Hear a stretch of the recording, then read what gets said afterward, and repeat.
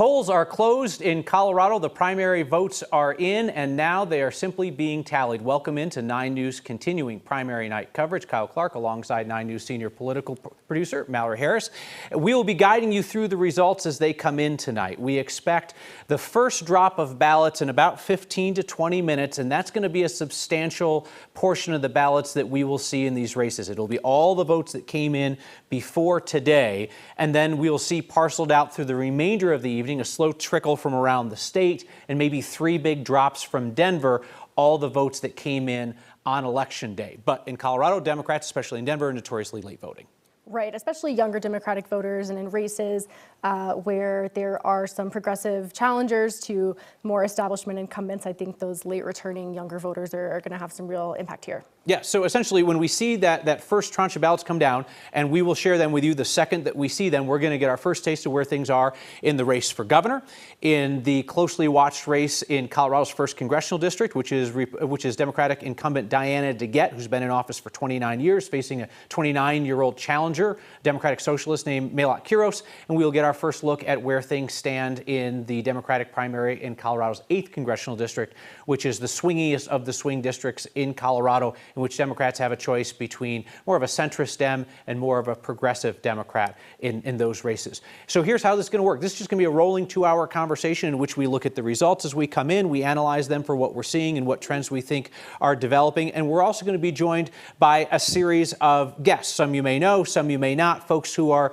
involved in Colorado politics from the Democratic Socialist left all the way to the MAGA right, from Republican Congresswoman Lauren Boebert to Democratic Congressman Jason Crow, some progressive voices as well, and we will hear from the 2 party chairmen in Colorado, the Democratic and Republican parties, because what they are going to have to do is pick up the pieces of whatever happens tonight on primary night, unite their parties, and move forward. So we begin tonight with the race for governor, which is the race that's going to have the most impact on Coloradans' day-to-day lives. Yeah, I think there's going to be a lot of national news made of what happens in Denver's congressional primary in CD1. But for Coloradans, this is a long-term decision that you're making tonight for who will lead the state for the next several years as governor and replace outgoing Governor Jared Polis. Either way, it'll probably be a move to the left from Jared Polis, who bills himself as more of a libertarian, centrist Dem. So that will be a big change for Coloradans, especially in the face of the Trump administration going forward. Yeah, Jared Polis has been the biggest block on progressive legislation in Colorado that would come out of the legislature. To date, he vetoed a record for him, 12 bills this year. So either a Governor Bennett or a Governor Weiser has signaled that they will be much more willing to work with the progressive left, with the exception of a couple of issues, primarily taking apart the Labor Peace Act, which requires 2 votes to start a union. Both those guys said we need a compromise as opposed to the progressive left plan. But needless to say, the next governor of Colorado is almost certainly going to be a Democrat, because Republicans have made the choice to not be competitive in this state statewide for about a decade. And both of those men, Bennett and Weiser, have suggested that they will continue to be oppositional to President Trump, and that they are going to be more willing to take Colorado in a progressive direction. 9 News politics guy Marshall Zellinger leads us off tonight. He is covering the Bennett camp. And Marshall, Michael Bennett is in the situation where Coloradans asked him to do one job in the U.S. Senate. He has done it now for more than a decade, and he's coming to them to say, would you mind if I switch to a different office, please?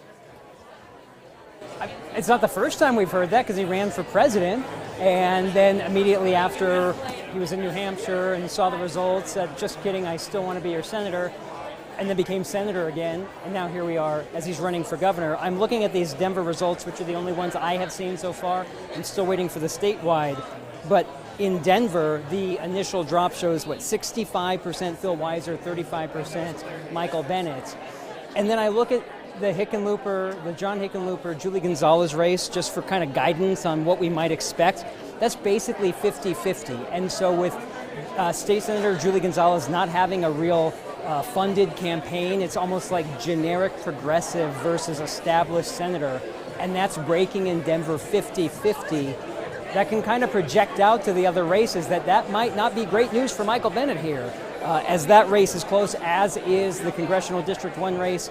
In the Denver results with Diana DeGette, it showed 45%, Malat Kuros at 47%, just ahead of DeGette. just in this initial drop. The feeling here, Kyle, was that if it was, the statewide drop, if it was 5 points or more for Bennett, they'd feel a lot better tonight. If it's within 5 points, it's going to be a nervous night, and still waiting for the statewide initial drop, but it might be a nervous night here at Bennett's campaign. All right, Marshall, thank you. Marshall alluded to it there. We have our first results out of Colorado's 1st congressional district. This is Denver. This is Congresswoman Diana DeGette, and the initial drop of ballots, about 97,000 ballots in of what could end up being 145,000, 150,000, gives Malat Kuros a narrow lead, a 2-point lead over Diana DeGette. That is incredibly significant because these earliest votes in are expected to be some of the most DeGette-friendly votes that we will see tonight. The Kiros camp is going to be overjoyed by that. They are going to be thrilled that she has a 2-point lead in the earliest ballot returns of tonight. We are seeing, as of 5:55 p.m., so with an hour and 5 minutes left of voting, that 140,000 ballots had been returned in Denver. Now, that doesn't mean that was up to the second, right? It tends to lag by like 4 hours or so. We were on pace to exceed the Democratic turnout in 2018, 2022, and 2024. Conventional wisdom being that if Malat Kuros is going to upset Diana DeGette and Colorado is going to send a socialist to Congress for the first time in history, that the larger the turnout is, the more it benefits her if she can expand the universe of voters. The other thing, though, that you heard from folks in the DeGette camp, in the Kiros camp rather, is that they were not simply counting on younger voters or low propensity voters, but they also thought that there was latent frustration with Diana DeGette among what you would call centrist Democrats or even just progressive Democrats who are not democratic socialists, and that they could make inroads into voters who traditionally would be DeGette voters, but who wanted to see more action over the last 29 years. This first tranche of ballots right here, which we think is probably going to be, let's call it 2/3 of what we see coming back for Kiros with a slight lead. This is DEFCON 1 for Diana DeGette right now. That's huge for Kiros. I think you hit the nail on the head. We've seen it time and time again with polls in Colorado and nationally of Democratic voters who are opposing and feel that their establishment candidates, people that have been in Congress for 3 decades like DeGette, do not do enough to oppose the Trump administration. They're sick of the establishment. DeGette's about as establishment as it gets in terms of how long she's been in Congress. So to have these early returns come in for Kiros, that's big. I think we'll also be keeping an eye on the returns for Wanda James, though. 7% right now. I don't know whether she peels a lot of votes off of Kiros or whether she would peel more potential DeGette voters, but we will be watching that. If she gets some significant late returns, that could decide the race. Our Spencer Soysher is at the headquarters for Malat Kuros. I want to flag one other thing, Spencer, right before we come to you, because now we're just seeing our first ballots in at the statewide level. And at the statewide level, this is just a 98,000 ballot drop. This is from Denver. Okay, so what you're going to see, and I want people to be cautious about this when they see this, they're going to see a very tight race between incumbent Senator John Hickenlooper and Julie Gonzalez, okay? And people are going to say, holy cow, it's less than a 1-point race. Those are the Denver numbers, okay? Those are the Denver numbers that have come in that show essentially Gonzalez tied with Hickenlooper. Conventional wisdom is that Gonzalez would need to run well ahead of Hickenlooper in Denver and in the rest of the metro area in order to have a chance statewide. So just if people see this somewhere, they're going to see, oh, we've got 100,000 ballots in and Julie Gonzalez is hanging tight with John Hickenlooper. Those are Denver ballots that are in, okay? This universe is expanding just a little bit. I'm going to refresh the screen to see if I can match with what we have there. And now we have Hickenlooper expanding a lead statewide. So just everybody pump the brakes on that. All gas, no brakes at Malat Kuros' place tonight. Spencer, what was it like when they got their first look at the results? So, it was quick, right? 7:01. These results came in maybe quicker than we might have expected, and we had talked about how some of maybe the older Democrats may have voted earlier, and that we expected maybe some of Malat Kuros' votes to come later in the night, and if those initial results showed something even tight, they may have a shot here, and people here realize that. There's a strategist over here in my left side of the screen of the little booth, And the second that those numbers came in, there's the confetti cannon. That started going off. It's the pumps of we won.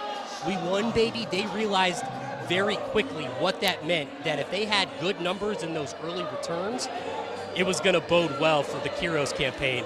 We haven't seen her yet, but they all are celebrating here. They like the direction this is headed.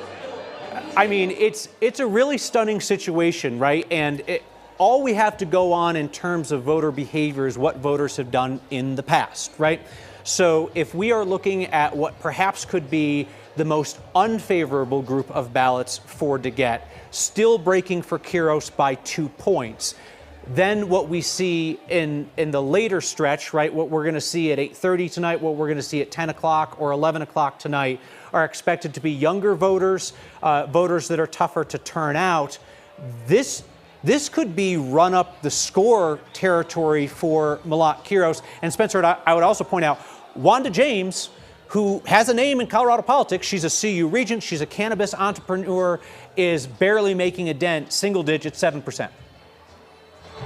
Right, I mean, and right, they know this. They know, I mean, you look around this room right now, not a lot of gray hairs, Kyle. Like, this is a young crowd, and if young people show up late to the polls and are turning it in day of, this could get up there. It could get into the stop the count territory, right? And they understand that here.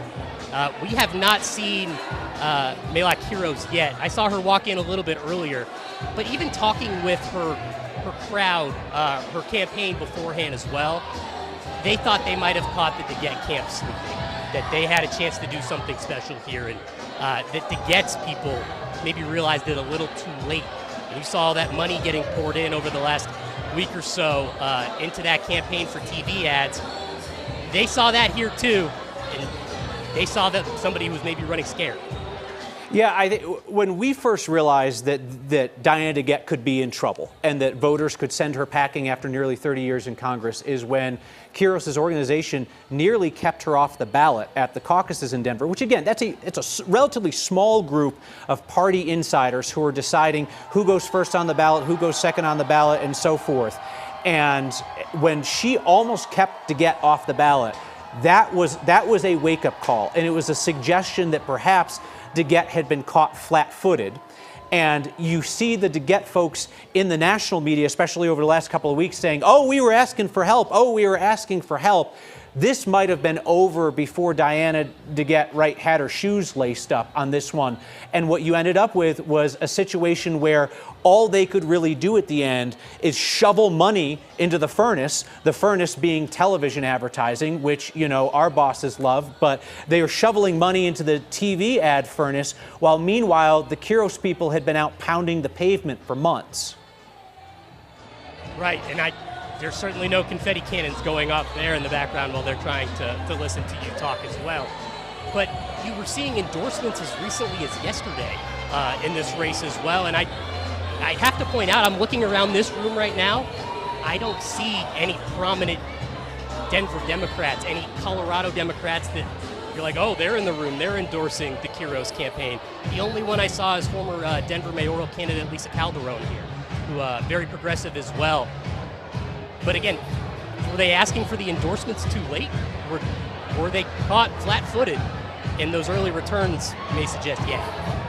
Yeah, and the fact that Lisa Calderon, who's a perennial candidate for Denver mayor and who is running now against the incumbent Mike Johnston, you know, she is as close as Kiros has to an ally in the establishment. But this just shows how, if Kiros wins this tonight, and she is poised to win it at this point, how this will shake up Democratic Party politics, especially in Denver, but potentially around the state, because Democratic Party politics in Colorado have long been a wait your turn, stand in line, let the folks who have been around for a while lead, and they'll tap you on the shoulder when it's your time to go. And it's no exaggeration to say that there were dozens of Democrats who were waiting for the opportunity to run for Diana DeGette's seat. Malat Kuros moves back to town. She grew up here, moves back to town and goes, you know what? Let's do it now. How about now? And she bypassed all of those other Democrats who were waiting in line because she said the moment was ripe for a challenge now. And Democratic Socialists believed that the moment was ripe for a challenge now. The question is, what impact does this have on other situations, does this make Mike Johnston's life harder as mayor? Does this make his reelection more difficult? Does this push other Democrats in Colorado to the left? I mean, Mallory, you really can't underestimate the ripple effects of what we could see here. This feels like a rising tide lifts all boats kind of situations for more leftist candidates. I think the Malat Kuros campaign has thought throughout the campaign, we've got this in the bag, we can do this, now's our time. And a lot of establishment Democrats and political insiders said, you're getting ahead of yourself, this is DeGette's lane. The establishment in Colorado has been so top down for so long. You have multiple, multi-year incumbents. You have Diana DeGette for decades, John Hickenlooper, who's held every office known to Colorado. So the idea that a candidate could come seemingly out of nowhere and potentially unseat an incumbent like DeGette, I think signals for anybody that it's never too early to challenge an incumbent in Colorado, and now's the time to make that happen. We are going to be right back, and we're going to dive into the other big races, but I want to tell you what the preliminary results are at the statewide level, showing a wide lead for Phil Weiser over Michael Bennett. Pump the brakes. Those are Denver-heavy returns that have come in, where Phil Weiser was expected to be a heavy favorite. He's up 12 percentage points over Michael Bennett. Certainly, they're going to love to see this, right? But just be aware of where those numbers are coming from early, right? They do tend to be older, sometimes more centrist voters, but they're primarily coming from the Denver metro area. And we're also getting in the Republican primary our first look at the results there, about 94,000 votes in, and Barb Kirkmeyer holding a 2 percentage point lead over Victor Marx. Pardon me, there's an update from the Secretary of State. These are newer numbers than what I have. A 6 percentage point lead for Barb Kirkmeyer over Victor Marx. Again, I would just caution you, we know that this involves a lot of votes coming out of Denver, and it's not surprising that Barb Kirkmeyer would be more appealing to conservatives and Republican primary voters in Denver than, say, a Victor Marx or a Scott Bottoms. Holy cow, folks, this is the most interesting primary night in Colorado since 2010. We're back with more after this.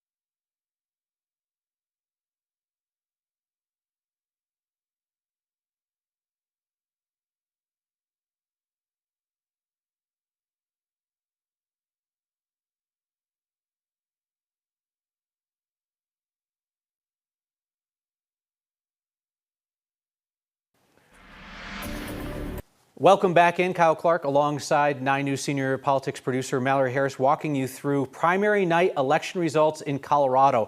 And they dropped fast. I mean, kudos to the elections workers this year, especially in Denver, who got those things out the door in record time. We saw a drop at like 7:03, and that's why we know the Democratic Socialist Malat Kuros is poised to unseat 29-year incumbent Democrat Diana DeGette. She is up 2 percentage points in the early voting, roughly 100,000 votes, just shy of that in now. We expect the total universe of votes to be somewhere around 150,000, which would be high turnout for Denver. But again, you got a race for governor. You've got this race as well. People are highly motivated.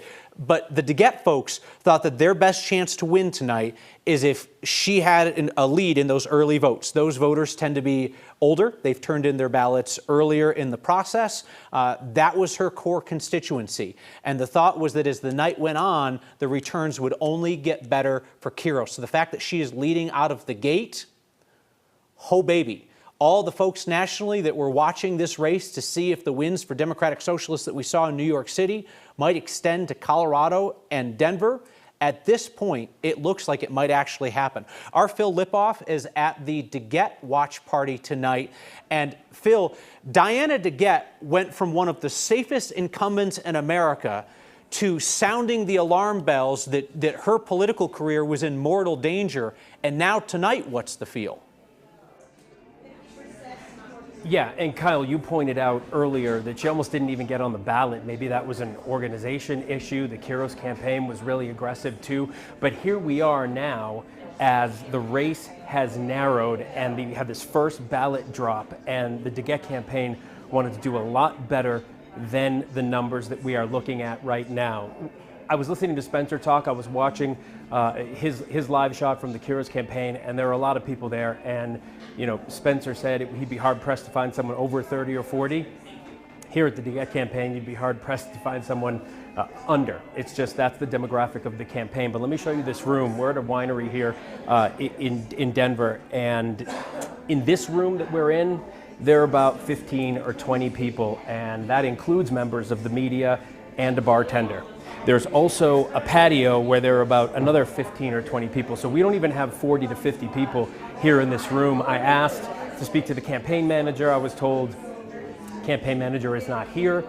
The candidate's not here. We haven't seen any other candidates here, any other politicians who might be supporting her. Kyle, you mentioned those other up-and-coming Democrats who are sort of chomping at the bit to get a hold of this seat, or at least an open primary if DeGette had decided not to run. That is not the case. They are now probably frustrated, not happy, and looking to 2 years down the road. Now, we don't know what's going to happen, but as you and Mallory point out, that first ballot drop was really important because younger, more progressive voters vote later in the night, so DeGette needed to show really well in this first ballot drop. 30 years ago, Diana DeGette was elected to Congress after Pat Schroeder had retired. At the time, DeGette was the younger, more progressive candidate who took the torch. If that sounds familiar, it's because 30 years later, Malat Kuros is the younger, more progressive candidate looking to take that torch, and it looks like she is having a pretty good showing so far tonight. And if this is any indication of how the DeGette campaign feels, it's kind of quiet here. Kyle? Right? I mean, how do 3-decade-long political careers end? Not with a bang, but what a whimper. And that's a bit of a whimper of a party that Phil Lipoff is at tonight. Phil, thank you. We're now getting a bit of a clearer picture in the race for governor as we now have more than 300,000 votes tallied. If we could take a look at the results first on this, we were saying pump the brakes when we were 100,000 votes in. And now we're approaching 400,000 votes in, which could be about 40% of the expected electorate. And that is an astonishing 12-point lead for Phil Weiser. Again, a situation where Michael Bennett's path to victory was to come out strong in early results and hold on to a lead. Phil Weiser's team prepared to chip away at a margin throughout the evening for much the same reason that we've talked about the DeGette-Kiros race having that same dynamic about older voters, sometimes more centrist voters, voting first in Democratic primaries. A 12 percentage point lead for Phil Weiser. this is not as clear a progressive versus establishment incumbent situation as maybe the Kiros and DeGette campaign is, or some of the other statewide campaigns. But Weiser, again, Michael Bennet is one of the more establishment candidates in Colorado. It's hard to imagine, even though he's running for a new seat, that some people are not viewing him just as an extension of Senate Michael Bennet, an establishment candidate, and that potentially is playing in big for Phil Weiser here. Yeah, so the Weiser folks knew that they were going to have to run up the score in a couple of places, right? This happens in every campaign. Where does your campaign have to be strong? Where can you take a little bit of a loss, right? They knew that they were going to have to be strong in the Denver metro area and in Boulder. Looking at the breakdown of results for just Denver in the gubernatorial primary on the Democrat side, Phil Weiser leads Michael Bennet by 30 percentage points. Again, that's not what you're seeing here because these are statewide numbers. But if you look at Denver only, Denver, you've got Phil Weiser up 65-35 over Michael Bennet, which is, that's a stomping is what that is. So Michael Bennet is going to need to make up ground in other parts of the state. And again, we're going to continue to dig into where these statewide numbers are coming from. But let's get out to our Jennifer Meckles, who is with the Weiser campaign tonight. And they certainly have to like what they see. Yeah, and it's kind of wild. It's very meta when we're in these kind of positions, Kyle, because you and Mallory were just on the board behind me talking about those numbers, and the room started cheering. So I guess you're a popular guy right now for delivering that message. I've been kind of moving around the room, just talking to people, trying to get a feel for how everyone's feeling right now. Nobody here is like losing their mind, but they're all very measured, optimistic so far. I've been trying to get a sense of who is in this room tonight. If we talk so much about Bennett appointing potentially this next senator, so who would be in his room compared to who is in this room, and who are the electeds in this room? And it's not a room full of a bunch of active electeds. There's a few here. I see.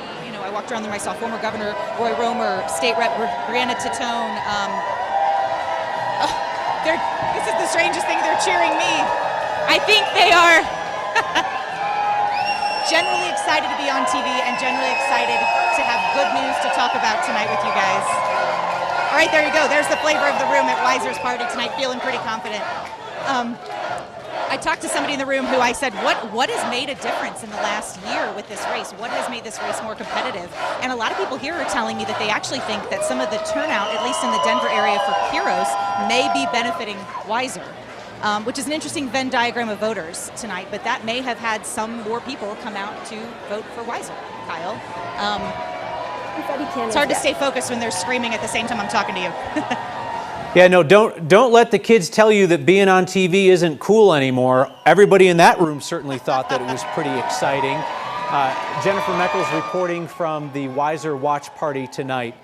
If we can bring up the statewide numbers again, just because, again, this would be a real surprise if Phil Weiser absolutely runs away with it. Because the thing that you have to remember is that Michael Bennet came into this race a year ago as the overwhelming favorite. We knew that he was going to be well-financed. He's a sitting senator. He's been in office in Colorado for decades. He has an open Senate seat. If he leaves, that he can dangle over other Colorado Republicans to keep them in line behind him. In fact, the rest of the Congressional delegation got behind him in his race for governor. He had the Democratic establishment, for the most part, behind him, even though Phil Weiser is part of that establishment, right? These guys are not enemies, right? They have been political allies for a long time. They've just ended up in this race against each other. And the thought for a long time was that Bennett was going to dispatch Weiser pretty easily. There was a poll that Bennett-aligned folks put out back in February that had him up more than 20 points.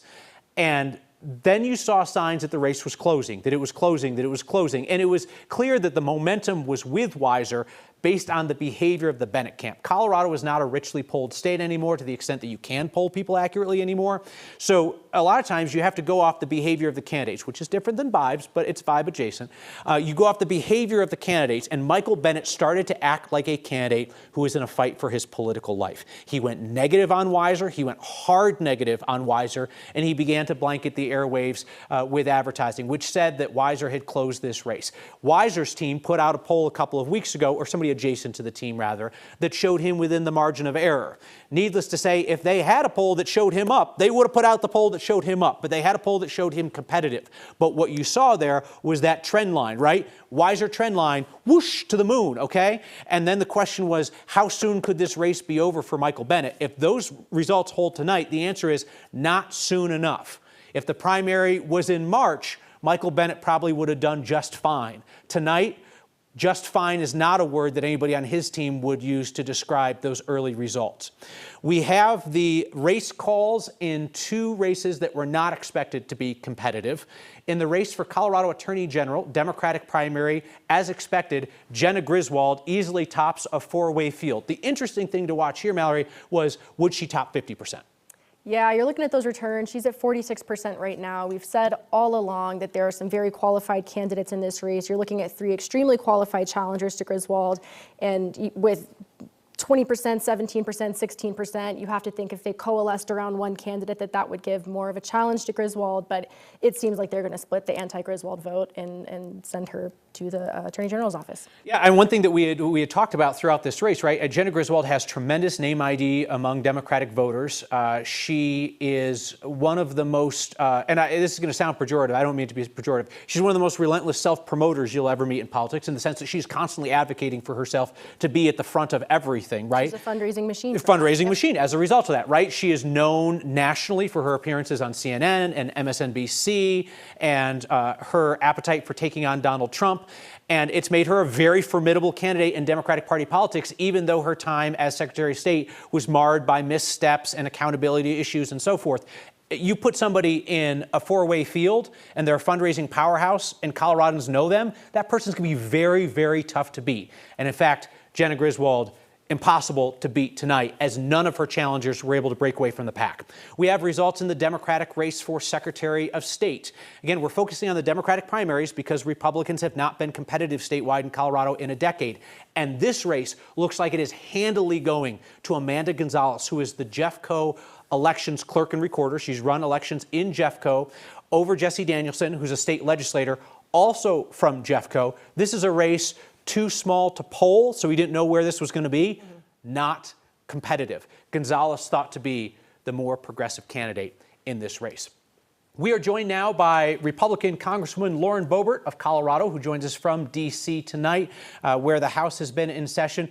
Congresswoman Boebert, thank you for your time. I imagine that you probably have been watching the race between your colleague, Democrat Congresswoman Diana DeGette, and the Democratic Socialist Malat Kuros.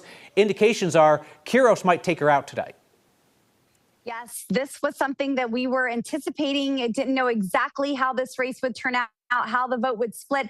But Kiros is a described socialist, and she also described a massacre of Hamas of 1,200 innocent civilians as inevitable, just as she did about 9/11.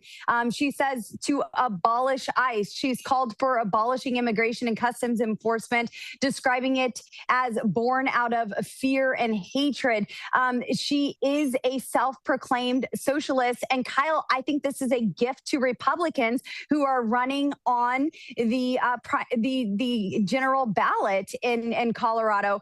So it is certainly an upset. We've seen these before in Colorado. I took out an incumbent from my own party just some years ago, and now here we are with a self-proclaimed socialist taking out a 30-year incumbent, Diana DeGette, the dean of the delegation.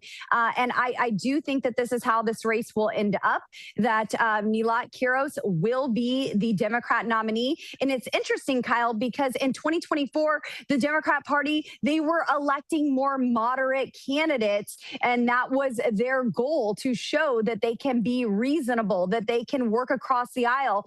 And this time, all of that has gone out the window, and they are showing their true colors and saying, we want socialism. Inevitably, we want communism. We want you to own nothing and be happy.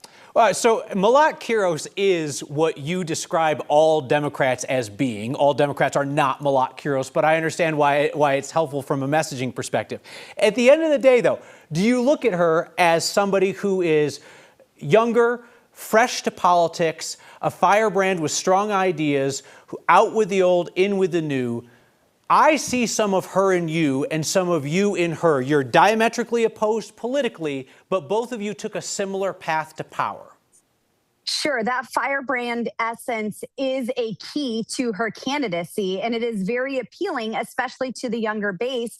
And for those who are just tired of politicians in general, no matter what party, who continuously let them down. I do understand that. I am opposed to more socialism. I am opposed to the policies that she is bringing to the table. But you're seeing this in New York. You have the Mamdani allies who won their candidacy. Look, Dan Golden, he is someone who led the impeachment against Donald Trump. And that was not hating Trump enough for him to be safe in his own primary. He was defeated by some 30 points by someone who was endorsed by a socialist, by Mamdani, and who wants more fiery, progressive policy agendas. I love going to Denver. I love Colorado. I want to fight for Colorado. I don't want Colorado to be the epicenter of socialism and communism. And you can't disagree without hating each other. I want us to all get along in some way. And I would love to keep the Diana DeGettes of the world, the Michael Bennets of the world, so we can find some common ground. I have found common ground with Diana DeGette and Michael Bennett. And now here I am in a race where I am going to have to expose a self-proclaimed socialist in Colorado and hope that she does not get elected. But in Denver, in Colorado 1, in the county of Denver, well, that's more than likely your next Congresswoman. Congresswoman Boebert, I'm Mallory Harris, next senior political producer.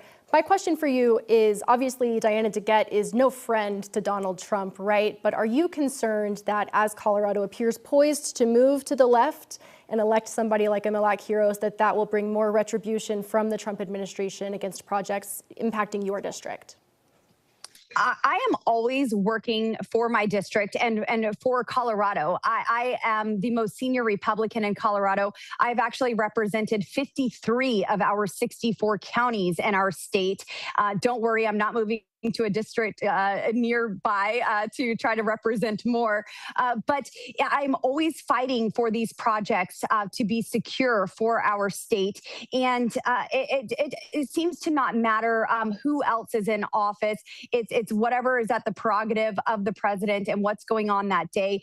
We are continuing to work to take care of the fires that are happening out west and in southern Colorado and ensure that funding is available. We're working on water projects. I certainly have worked to secure projects in my district.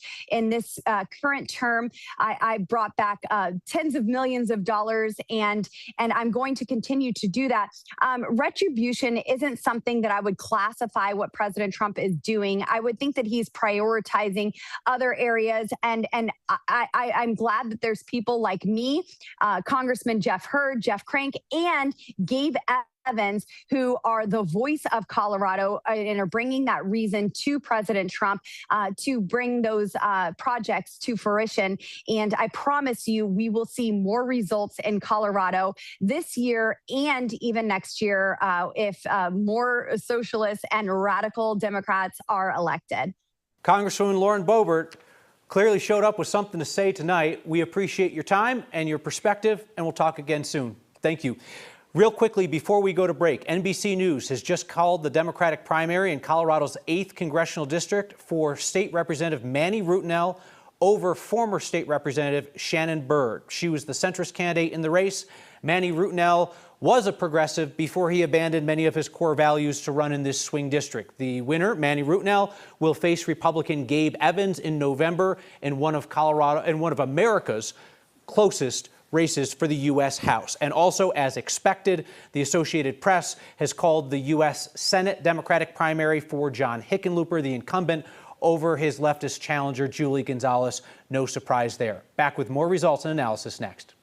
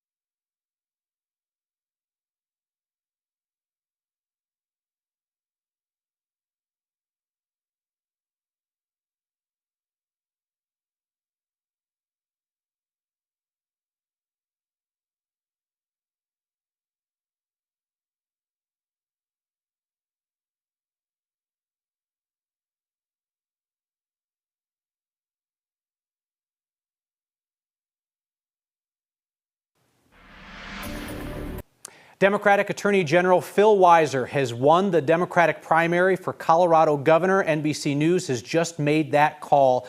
This is an astonishingly early and strong result for Phil Weiser tonight, up 10 points on Michael Bennett with 550,000 votes or so in. And this is a convincing win for a man who is an underdog in this race from the beginning. Phil Weiser, you have to remember, went from relative political obscurity to win a Democratic primary over a progressive Joe Salazar. He became his party's nominee for Attorney General, won as Democrats were ascendant in Colorado, served 2 terms as Attorney General, and now will become the governor of Colorado because, let's face it, Republicans simply have not been competitive in races for governor. The last competitive race was 12 years ago. Republicans have elected a single Republican governor in the last 55 years. Phil Weiser is headed for the governor's mansion, and it's an astonishingly fast rise to power for just about anybody, considering where he started out in Colorado politics, and considering the fact that he defeated Senator Michael Bennet, who was an unlikely politico himself when he was appointed to the U.S. Senate by Bill Ritter. He was Denver school superintendent at the time. So you had 2 men facing off in this Democratic primary who both came from relative obscurity to pass the power in Colorado to the heights of Democratic Party politics in Colorado, facing off in this race in which Bennett was the heavy favorite.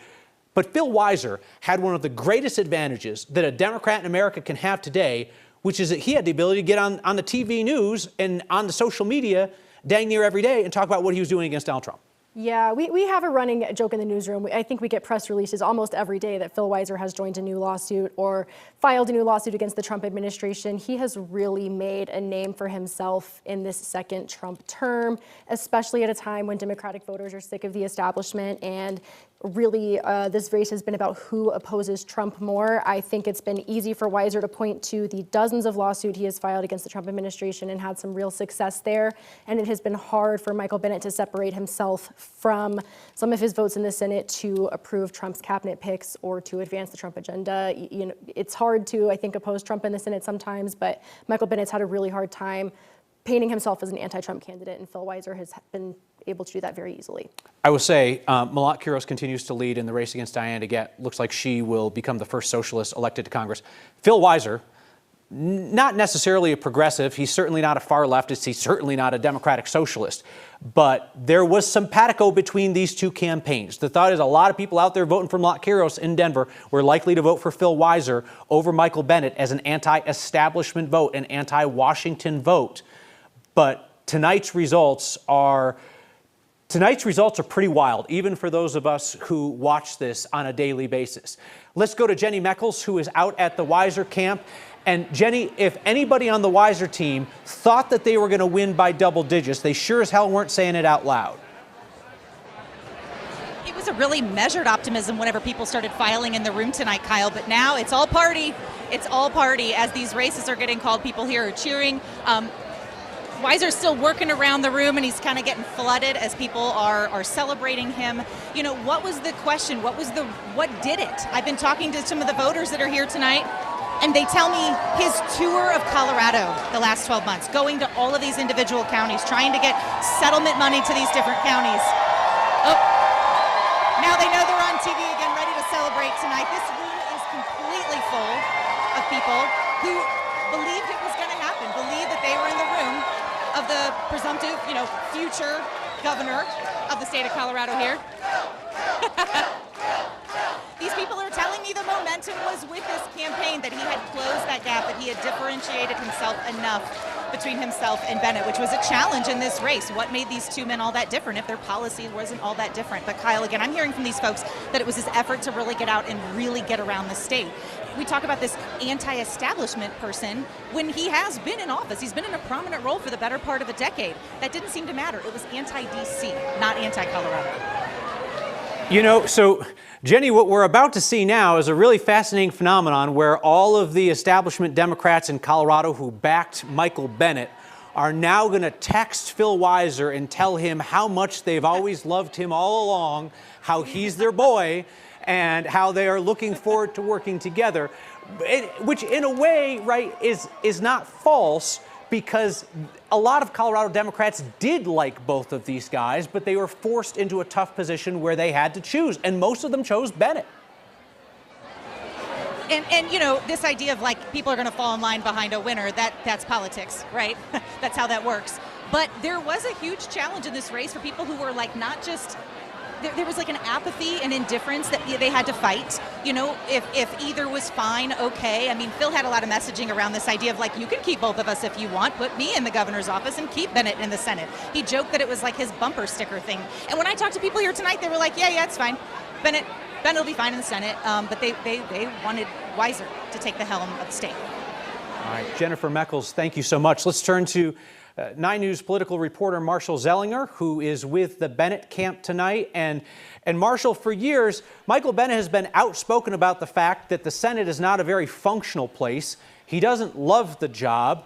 Now he has to leave the job, and voters said, nah, you're good. Yeah, it's that awkward. I applied for another job and didn't get it, but I am public about it, and now I have to go back to my office and put my head down and continue to do the work. Look, he did it again when he ran for president. Dropped out of that race pretty quickly, went back to do the job. Haven't seen or heard from him here at this party. I've walked around his event here and have not seen him at all. I've been talking with some of the bean counters that really know the numbers, and they said, you know, when we saw that initial Denver drop that it was 65-35 for Weiser, it was actually good news here, according to the guy who knew all the stuff behind the scenes, that he had been polling, Bennett had been polling in the low 20s in Denver, and so he was overperforming. What they were waiting for were the Jefferson County and Arapahoe County numbers, and that they were supposed to be in Bennett's favor, and they dropped in the initial drop 55-45 for Weiser, which is why this has kind of been quiet ever since. I'll be interested to see in the back of Jenny Meckles' live shots how many people were at this party that suddenly show up conveniently in Uptown at the Phil Weiser party. I know there are some here that I will absolutely see behind her live shot. But the mood here, I think not everybody has understood what the numbers mean, except for the people who are close to Bennett's campaign. So it has not seemed to impact what's been going on in this room. But there have not been joyous outbursts. And they're actually on the screen. Well, the screens are off now. They were showing campaign ads and not any coverage, Kyle. Yikes. Marshall Zellinger, thank you. Up in Colorado's 8th Congressional District, northern suburbs of Denver, up to Weld County, Manny Rutinel is the Democratic nominee to take on Republican Gabe Evans in one of the most closely contested congressional races in America. So we expect it to be. He handily defeated centrist Shannon Byrd tonight. Rutinel is speaking with supporters. Let's listen. Tonight has shown that the son of a single mom who grew up filling out food stamp and Medicaid forms and working at McDonald's can go on to become an economist in the U.S. Army Corps of Engineers, serve in the State House, and now become your nominee for Congress in the most...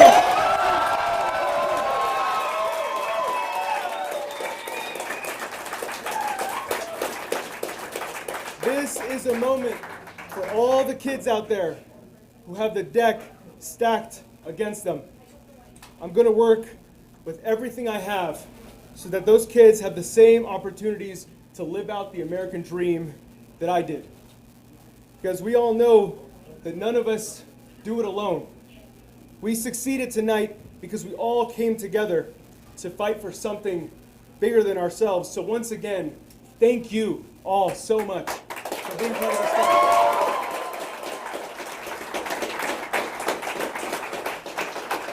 That's Manny Rutinel there speaking to his supporters. He is going to be in the most closely watched race in Colorado come November, right? We've been focusing on a lot of these Democratic primaries because a lot of the general elections, honestly, are a fait accompli, right? Because Republicans are simply not competitive statewide. He's going to be in a dogfight against Gabe Evans. There's going to be a lot of money that comes in for both of those candidates. And interestingly, we should note CD8, drawn 4 years ago to maximize Latino Hispanic representation in this state, it's 40% Latino, will continue to have Latino representation in this state. First Democrat Yadira Caraveo, then Republican Gabe Evans, and will it be Democrat Manny Rutinel next. State Representative Javier Mabry is along now to talk about what we have heard and seen so far tonight. And I know, Representative Mabry, you have to be thrilled with what you're seeing from Malat Kuros tonight, poised to beat Diana DeGette. Are you surprised? I'm not at all surprised. I think voters are ready for politicians who are ready to shake up the status quo. Just a couple of weeks ago, the first trillionaire was created. Elon Musk became a trillionaire. If you gave Jesus Christ $1 million every day from the day he was born until now, Elon Musk would have more money. That is a system that is not working, that is not broken. It is working exactly as it is designed. And meanwhile, my clients work 3 jobs to try to keep a roof over their head, to try to keep food on the table. People are ready for politicians that are going to go to Washington, that are going to go to the state capitol here in Denver to fight for working class people. Representative Mabry, Mallory Harris, senior politics producer at 9 News. You are saying that people are ready for leftist candidates to go to Washington. It seems like national voters are ready for that. It seems like voters in Colorado are ready for that. There has been a lot of opposition from moderate Democrats at the state legislature against some of the more progressive policies. Do you think this wave of enthusiasm for more progressive candidates is going to translate to moderate Dems in the state house next year? Well, so I don't know how much you all have covered it yet tonight, but the progressive candidates running for the state legislative seats are winning all over. Chella is winning. It looks like Gabriel Cervantes might pull it out in Thornton. It looks like Kenny Nguyen is going to pull it out in Broomfield. Jamie Jackson in Aurora. Iris Halpern will probably pull it out in House District 6. And what is so important about that is our democracy, I believe deeply that our democracy is in crisis because people have stopped believing in the ability of government to improve their lives. We have had the largest growth in wealth disparity in the history of this country happen over the past 50 years, and the policies have not changed.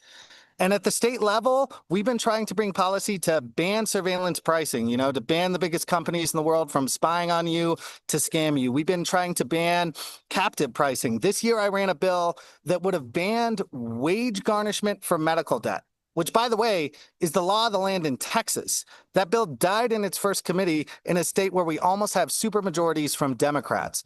Voters are tired of excuses. They're tired of politicians that are deferring too much to the lobby. And I'm excited for what the next legislative session could hold. Representative Mabry, one last question for you here. These are individual offices, office of governor, the office of state legislators, the office of a House member with Malat Kuros likely going to Washington. But how do these wins tonight change Democratic Party politics in Colorado?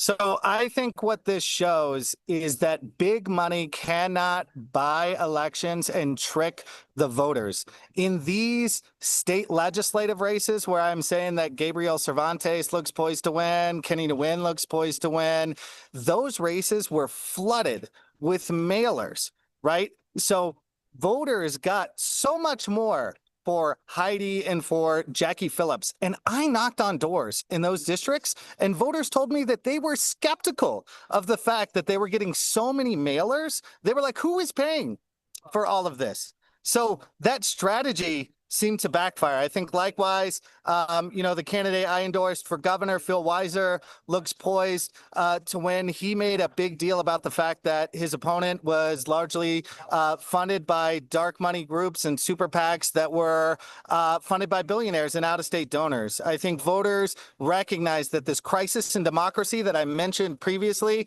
where politicians are not responsive to voters but to donors, people are sick of that. And this is them standing up and saying that with their votes. State Representative, Democrat Javier Mabry. Javi, thank you for your time. I appreciate you stepping out of a very loud party tonight. Thank you. So can we take one more look at where the Republican race for governor stands right now? We've been focused a ton on the call for Phil Weiser defeating Michael Bennett tonight in the Democratic primary for governor. And we still have a very tight race in the Republican race for governor. State Senator Barb Kirkmeyer leads Victor Marx 41 to 39%. If you believed what Victor Marx had been selling, he was going to run away with this tonight. That he was above politics, he was beyond politics, nobody could touch him because he was leading essentially a Christian revival in Colorado. And you heard Barb Kirkmeyer say it might all be smoke and mirrors. You heard Victor Marx's opponents say this man's a fraud, he's a con man, that this is not for real. And in a race, again, where we do not have reliable polling, we have to look at the behavior of the candidates. And the resources that Victor Marx had absolutely dwarfed everybody else in that race. But when you talk to Barb Kirkmeyer, when you talk to other Republican folks in politics, they said he's not spending it on the things that matter, the ways to reach voters. He's blowing it on staff and on a clothing budget and all these other things, and that he's not actually in it to win it. Now, he's certainly competitive, but he would have said going in tonight that he was going to run away with it. It would be a really interesting signal about Republican Party politics if Barb Kirkmeyer outspent, run circles around by the Marx campaign in terms of overall enthusiasm, pulls this out. Yeah, Barb Kirkmeyer for the last couple of years has been a real victim of the Colorado Republican Party establishment. They call her a Republican in name only, a rhino. The Colorado Republican Party is certainly well to her right. I think she also is benefiting in these returns from the similarities between Victor Marx and Scott Bottoms. One's a minister, one's a ministry leader. They're both well to her right. They're both Trump allies, and I think that has set her apart, and the fact that it's a three-person race is only doing her good right now. If she wins this primary, if anybody wins that primary, or whoever wins that primary, they are going to have an enormous uphill climb against Phil Weiser in November. But if Barb Kirkmeyer wins this primary, it would be the first time that Colorado's Republican Party, having the opportunity to lurch farther off the cliff of irrelevance in the state, has decided instead to perhaps put forward a candidate that might be able to compete. When we return, we'll go live to Kirkmeyer's watch party and speak with one of her supporters, State Senator Byron Pelton. That's next.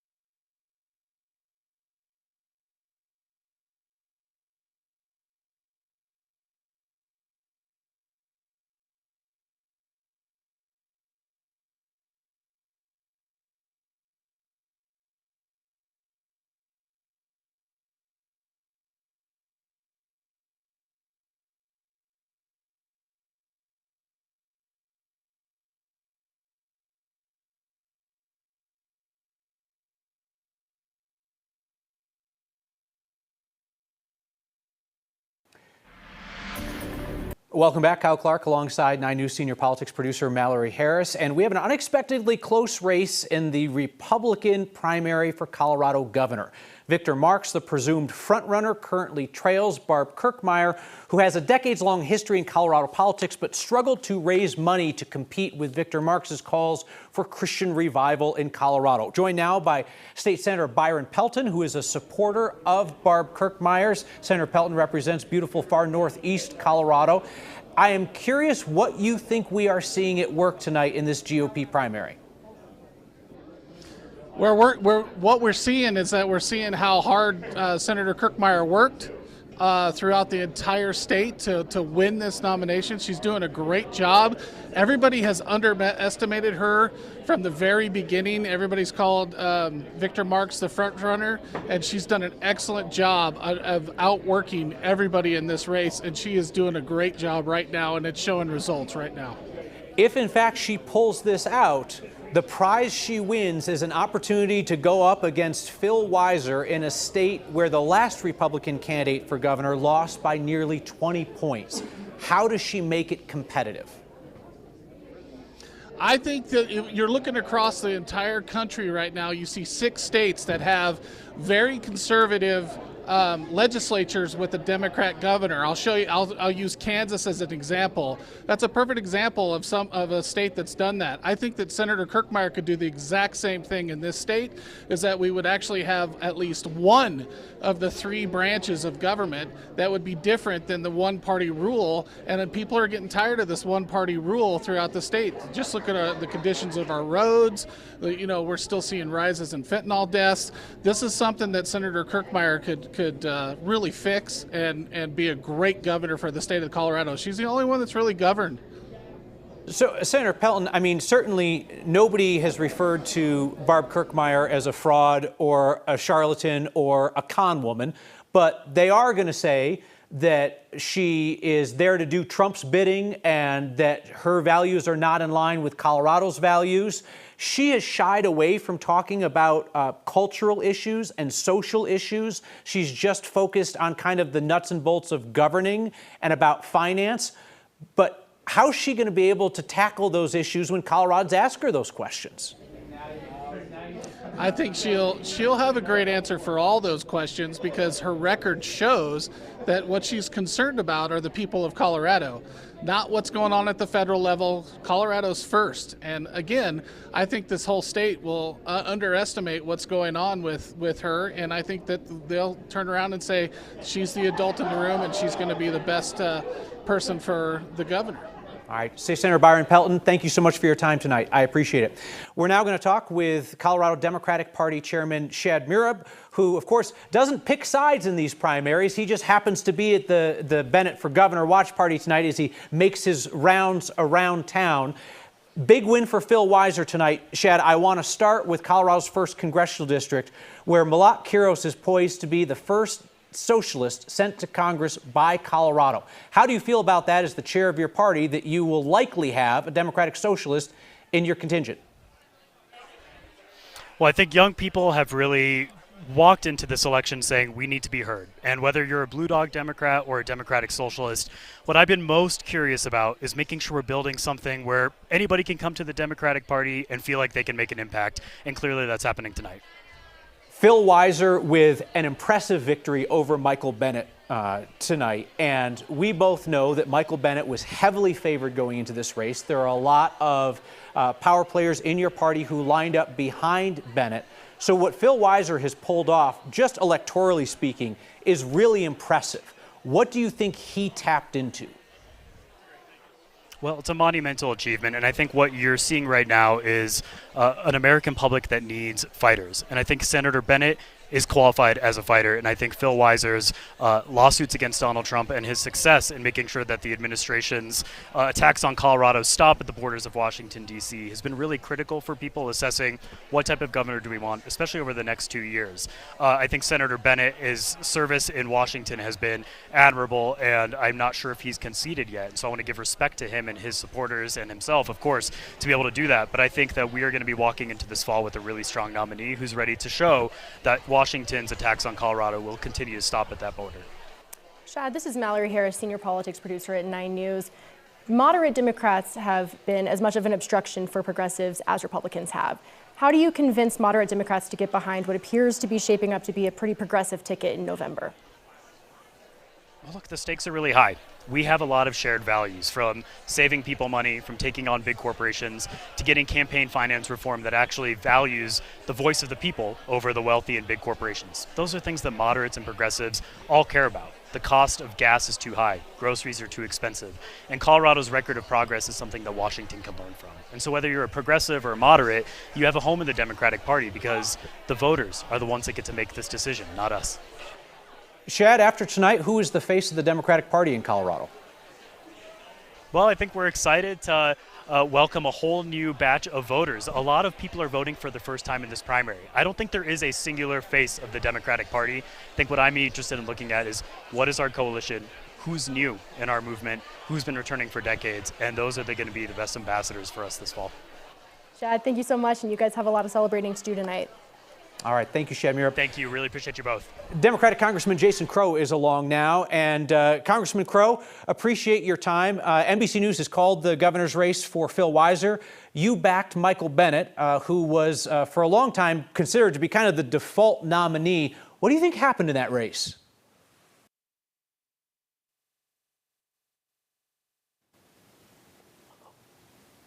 Sounds like we can't hear you there. Let's work on the audio there on his end real quick. Oh, can you hear me now? Oh, there you go. You're good now. Let me ask you again. Michael Bennett, presumed front runner in that race, and then Phil Weiser with what looks like a very convincing victory tonight. What happened?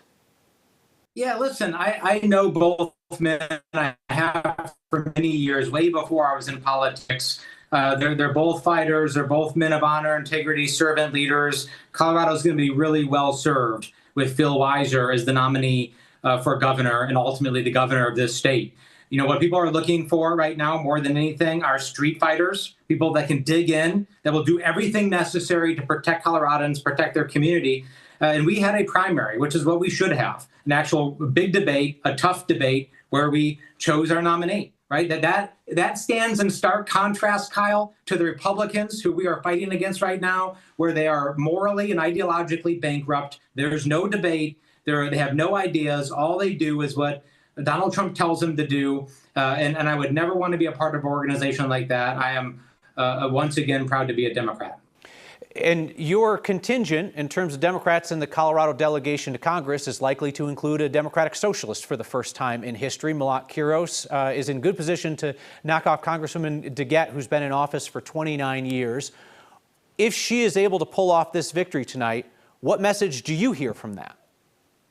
What I hear is that we are actually a big tent party that can win in rural areas, red areas, suburban areas, deep urban areas. Right? We have to have a coalition because we engage in free and fair elections. We're not trying to cheat like Donald Trump is. We're not trying to stack the deck like Donald Trump is. We are building a large coalition. And hey, what's shocking about more left, more progressive candidates winning in more progressive areas and in more centrist, pragmatic candidates winning in more red areas? Like there's no shocking breaking news to that. So again, I am proud to be a part of a Big Tent party. And as the battleground chair for House Democrats right now, my job is to canvass Colorado, to canvass this country for people that can fight and win in their communities. And those communities are as diverse as those candidates are. If Malat Kuros wins in Denver, does that make it harder for Manny Rutinel to win against Gabe Evans in the suburbs of Denver and in Weld County? No, I don't think so. I mean, everyone wants to read into this and kind of create storylines and plot lines about how one district affects another. House races are so local, right, and so focused on what the needs of those districts are. Like I always talk to folks, running in a House race is like running for mayor of your district. Right? Your job is to work on infrastructure projects, figure out which schools don't have clean drinking water. How can you get grant money? How can you push back and fight against ICE abuses in your community? And candidate matters more than anything. Having a candidate that knows your district, that's willing to fight for your district, roll up your sleeves, and focus on local issues. Jason Crow, thank you very much for your time. I appreciate it. We will be right back.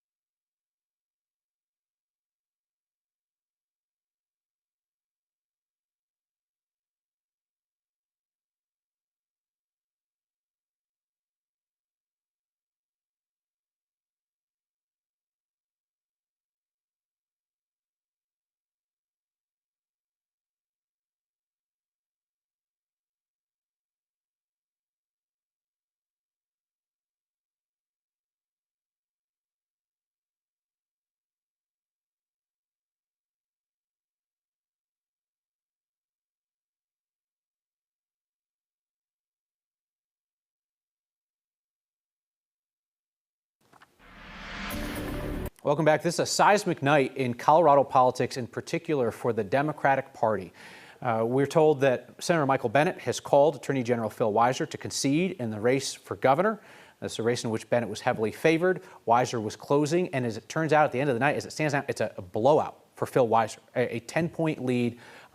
It's a really astonishing statement that voters are sending tonight, which is, Michael Bennet, you stay where you are in the U.S. Senate. We want Phil Weiser to lead Colorado. As expected tonight, Jenna Griswold will be the Democratic nominee for Attorney General. Republicans are not expected to be competitive in that race in November. Amanda Gonzalez, the Jeffco County Clerk, is going to be the Democratic nominee for Secretary of State. Republicans are not expected to be competitive in that race in November. John Hickenlooper will be the Democratic nominee for U.S. Senate. Republicans are not expected to be competitive in that race in November. Sorry, I'm repeating myself. So what's astonishing, though, is in Colorado's 1st congressional district, Malat Kuros, Democratic socialist, who was a long shot behind Democratic Congresswoman Diana DeGette, is leading in the initial drop of ballots out of Denver. This is the batch thought to be most favorable to the incumbent, DeGette, and Kiros is up 2. Yeah, certainly no concession call from DeGette yet, but they were already setting off the confetti cannons at the Kiros party, as we saw with Spencer Schweischer's live shot earlier. Hard to imagine a worse outcome in early ballots for DeGette, and she would need to make up a lot of ground with some young voters and late turnout voters coming up to overtake, I think, Kiros again. We have a call in the Republican primary for Attorney General for El Paso County DA Michael Allen, who defeats David Wilson, who is an attorney who had previously run against Allen for county DA. And if nothing else, you have to aspire to the level of intensity and pettiness that it takes to just keep running against a guy, no matter where he runs for office, right? You know, Michael Allen is going to run for HOA board someday, and David Wilson is going to show up and be like, not so fast, my friend. Maybe he just sees Michael Allen run for office and he's like, good idea. Good, you know what? I like that too. Let's do that. Yeah. 10 years ago in Colorado, 20 years ago in Colorado, we would have been looking at a really competitive race for Attorney General, because even as Colorado started to shift blue, voters were still like, you know what, law and order position, Attorney General, we like Republicans for those kind of jobs. You know, that's why you had folks in that job like John Suthers over the years, and Republican Cynthia Kaufman over the years, even as Colorado became more of a blue state. But at this point, with the Trump brand being so toxic to Republicans, there isn't any political observer that thinks that race is likely to be close. Pardon me. There isn't any honest political observer in Colorado that thinks that that's going to be a close race in November. The Democratic nominee for governor and the presumptive next governor of the state of Colorado, Attorney General Phil Weiser, is walking to the podium. Let's listen in as he addresses his supporters.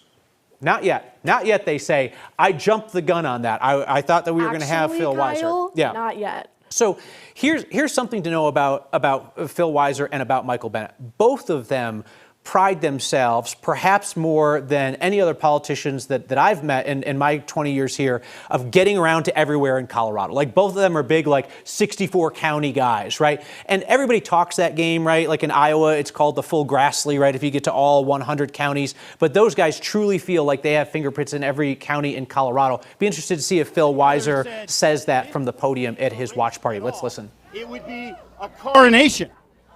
They counted us out, and they underestimated all of you.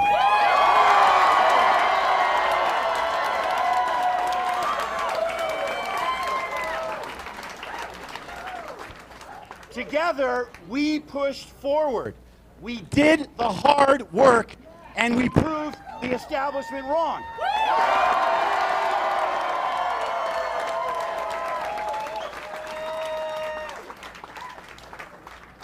Words cannot convey the gratitude I feel to everybody in this room.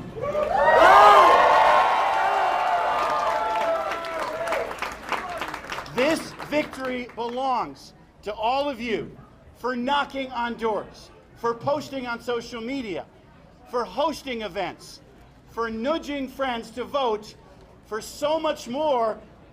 This movement is what democracy looks like.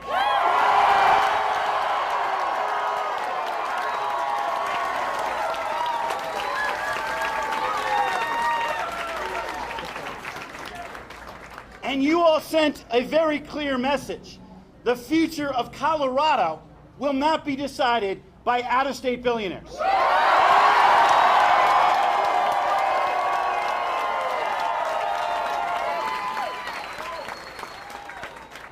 By corporations or special interests. Colorado's future belongs to all of us.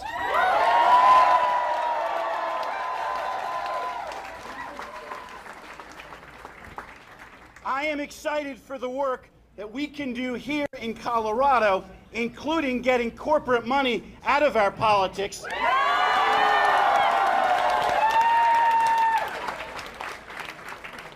And making sure that government delivers for all of us, not only the wealthy few.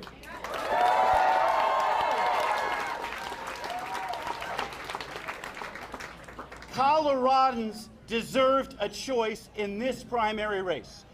Because in America, we, the people, not establishment politics, chooses our leaders.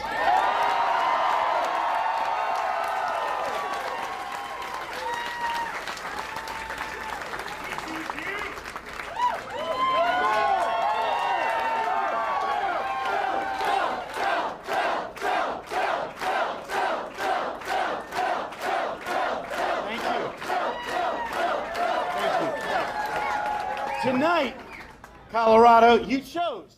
As Phil Weiser speaking to supporters, among the many things that are interesting about tonight is the choice that Colorado Democrats have made to follow Colorado's first ever Jewish governor, Jared Polis, who did not speak a ton about his Jewish heritage and his faith, with Colorado's second Jewish governor in Phil Weiser, who is a lot more outspoken about his faith and his family's history in escaping Nazi persecution. and that this comes at a time of rising anti-Semitism in America. And I don't know if that's something that Phil Weiser is going to talk about tonight, but you can bet that he's going to talk about it over the long term, and that certainly is significant. He, of course, will have to win the general election in November. The last Democratic governor, well, Jared Polis, of course, won by 19.8 points over entrepreneur and CU Regent Heidi Ganahl, who inexplicably chose to close her campaign with a message about furries in schools. I don't think that Barb Kirkmeyer or Victor Marx would close a campaign with furries in schools. They seem a little bit more adroit than that, but you never really know. Our Mark Salinger is out at the Marx watch party tonight. And Marx promised a sweeping, easy victory tonight, and he currently trails narrowly. Yeah, it's certainly not an easy victory at all right now. I want to show you, the screen behind me has the live election results from the Secretary of State's office. And when they first came down at 7:01, 7:02, those first batch of votes, those showed Marx up handedly. There was a loud cheer in the room, and I'll tell you what, that was the last cheer that we've heard here for quite some time now. I'm looking at the election results, and what I'm following is that the gap, as the votes come in, as more votes are tallied, seems to always remain at about a 10,000 vote gap between Kirkmeyer and Marx. Even as more counties come in, that gap still remains at about 3% or so. And then you look at the third person in the race. You have Kirkmeyer and Marx both leading with about 38 to 41%. And then you have Scott Bottoms, who's the third candidate in this race, with 78,000 votes. And you imagine that a lot of those 78,000 votes, if he wasn't in the race, would have gone to Victor Marx, a more outsider candidate, unlike Kirkmeyer, that's more tuned in with the politics and has been a career-long politician. Scott Bottoms, in theory, could be stealing a lot of votes from Victor Marx right now, and that's talking to a lot of supporters in here as well as they continue to follow what's coming in. This has been not as much of a party, so to speak, as more of speeches. People coming up, they're saying prayers, they're talking about people who were on the campaign, knocking on doors, things like that. And then now, as the election results continue to come in, and it's not looking great, it's not an easy win, but it's certainly not over just yet, but it's certainly not an easy win. They said, hey, we'll put on some music, everybody go mingle around and talk. But Kyle and Mallory, at this point, certainly not the easy night that Victor Marx was hoping for, considering that this campaign outspent both the other candidates by a combined 3-1. They raised almost $2.9 million that they spent, and right now they don't have the lead to show for it. Yeah, that's the thing. If you are a Victor Marx donor, not just a supporter, if you are a donor, and this guy burned through that pile of cash and currently trails Barb Kirkmeyer, who didn't have two nickels to rub together, I'd be asking some hard questions. Probably they want to wait to see how things turn out tonight before they do so. Mark Salinger, thank you very much. We are joined now by the newly elected head of the Colorado Republican Party, Craig Steiner, who was the former party chair in Douglas County. It was a couple of weeks ago that your state central committee elected you to lead this party back from the wilderness, Craig. So as you assess the situation tonight, particularly in this tight race for governor, what message do you think Republican primary voters are sending? They're definitely sending a mixed message, because on one hand, we have a very experienced Barbara Kirkmeyer with a lot of experience as a commissioner and in the state legislature. At the same time, we have a very similar number of people that are looking for an outsider. And so that'll be an interesting bridge to build here. Right, that's going to be your job, and it's been the inevitable job of the last 4 or 5 Republican Party chairs in Colorado, which is to heal the fractures within your party, the fissures that have broken apart based on personality and on policy and on strategy and everything else. I imagine in a lot of ways your job would have been easier if one candidate had run away with it tonight. But you are going to have to convince everybody to row in the same direction, knowing that you are rowing upstream in November. Indeed, it's definitely a lot of work. I think we can do it. We've definitely had our fights over the years, and they're ongoing. Maybe we can unify the party in beating me up instead of our candidates. But I think we will have a very good candidate coming out of this tonight. And either way, each of the leading candidates brings something to the table. So I think we'll be well positioned. Joined by a newly elected GOP state chair, Craig Steiner of Douglas County. Craig, Congresswoman Lauren Boebert was on with us earlier tonight, and she said that Malat Kuros' impending victory in Denver, the first socialist that Colorado has ever sent to Congress, is a gift to Republicans. I don't disagree with her logic, but I do wonder if your party, with respect, has the ability to unwrap the gift, let alone use it. It's a valid question. I think we will. I think maybe electing a socialist even in Denver is a bridge too far for Colorado. So you're right. We definitely have to actually unwrap that gift, but I'm glad that we were given that gift. What do you say to Coloradans, in closing here, who have written off your party, right? Your party has not been competitive in statewide races in a decade. Colorado continues to shift to the left with tonight's results. What do you say to folks who aren't even considering your candidates as viable contenders anymore? Sure. Well, I think it's pretty obvious. Like you said, we've sort of been out in the wilderness for about a decade. And for about a decade, people have been seeing that Colorado is going in the wrong direction. I saw a recent poll not more than a few weeks ago that more than 50% think that Colorado is going in the wrong direction. So I think we just need to make sure that people understand that there is a cause and effect here. And if they're not happy with the way things are going, maybe it's time to look at some other candidates. Well, I will say, if I'm allowed to have an opinion on this, a positive first step is that we now have a Republican Party chair who will come on 9 News and take questions and engage in conversation. Craig Steiner, I appreciate your time tonight. Thank you. Appreciate it. So if anybody's thinking, what's going on in Denver? Why haven't we gotten a vote update in Denver, right? We got that first drop of about 100,000 ballots, showed Malat Kuros up over Diana DeGette, and then we haven't heard anything else since then. Well, what's happened is dinner time. Denver clerk and recorder Paul Lopez is a big fan of feeding his people, right? Feeding the election workers, because of course their job doesn't start at 7 o'clock when the polls close. A lot of these folks have been working all day long. So in past years, we've talked about how Denver's vote count pauses for a dinner break. Some years it's Italian, some years it's Mexican. I've been corresponding with the clerk. This year it's barbecue. They are eating barbecue, and I've got a little photo here. Folks in the barbecue line, big thumbs up. So they're enjoying their barbecue at Denver elections, and God bless them because they're working to keep democracy strong. But that's why we have a pause in the vote count in Colorado. They're getting people fueled up, bellies full, and then they're going to start counting again. And I think that they are. Clerk Lopez says everybody's rocking and rolling. Okay, everybody is rocking and rolling. In terms of folks who are rocking and rolling, that's also Malat Kuros' mindset right now, up 2 points in the early vote count, the vote count that was thought to be most favorable to Diana DeGette. Just exchanged messages with somebody close to Kiros who said simply, I'm going to quote this correctly, I feel very comfortable. I bet you that's how Kiros supporters feel right now, very comfortable. Yeah, it's a long wait for that second dump of ballots, but again, they are already setting off the confetti cannons at the Kiros watch party. So I think a lot of them are feeling pretty good right now. They're feeling pretty comfortable. It is clear that they think that as the returns keep coming in, some of which might have barbecue sauce on them now that we know that the Denver clerk's office is eating barbecue, as those late returns keep coming in, it's going to be more favorable for Kiros throughout the night, you have to assume. That split screen at 7:15 tonight in the race for Congress in Denver was striking, right? We saw both watch parties. As Mallory pointed out, you had literal confetti cannons going off at the Kiros watch party, and the DeGette watch party had all of the enthusiasm of a wake.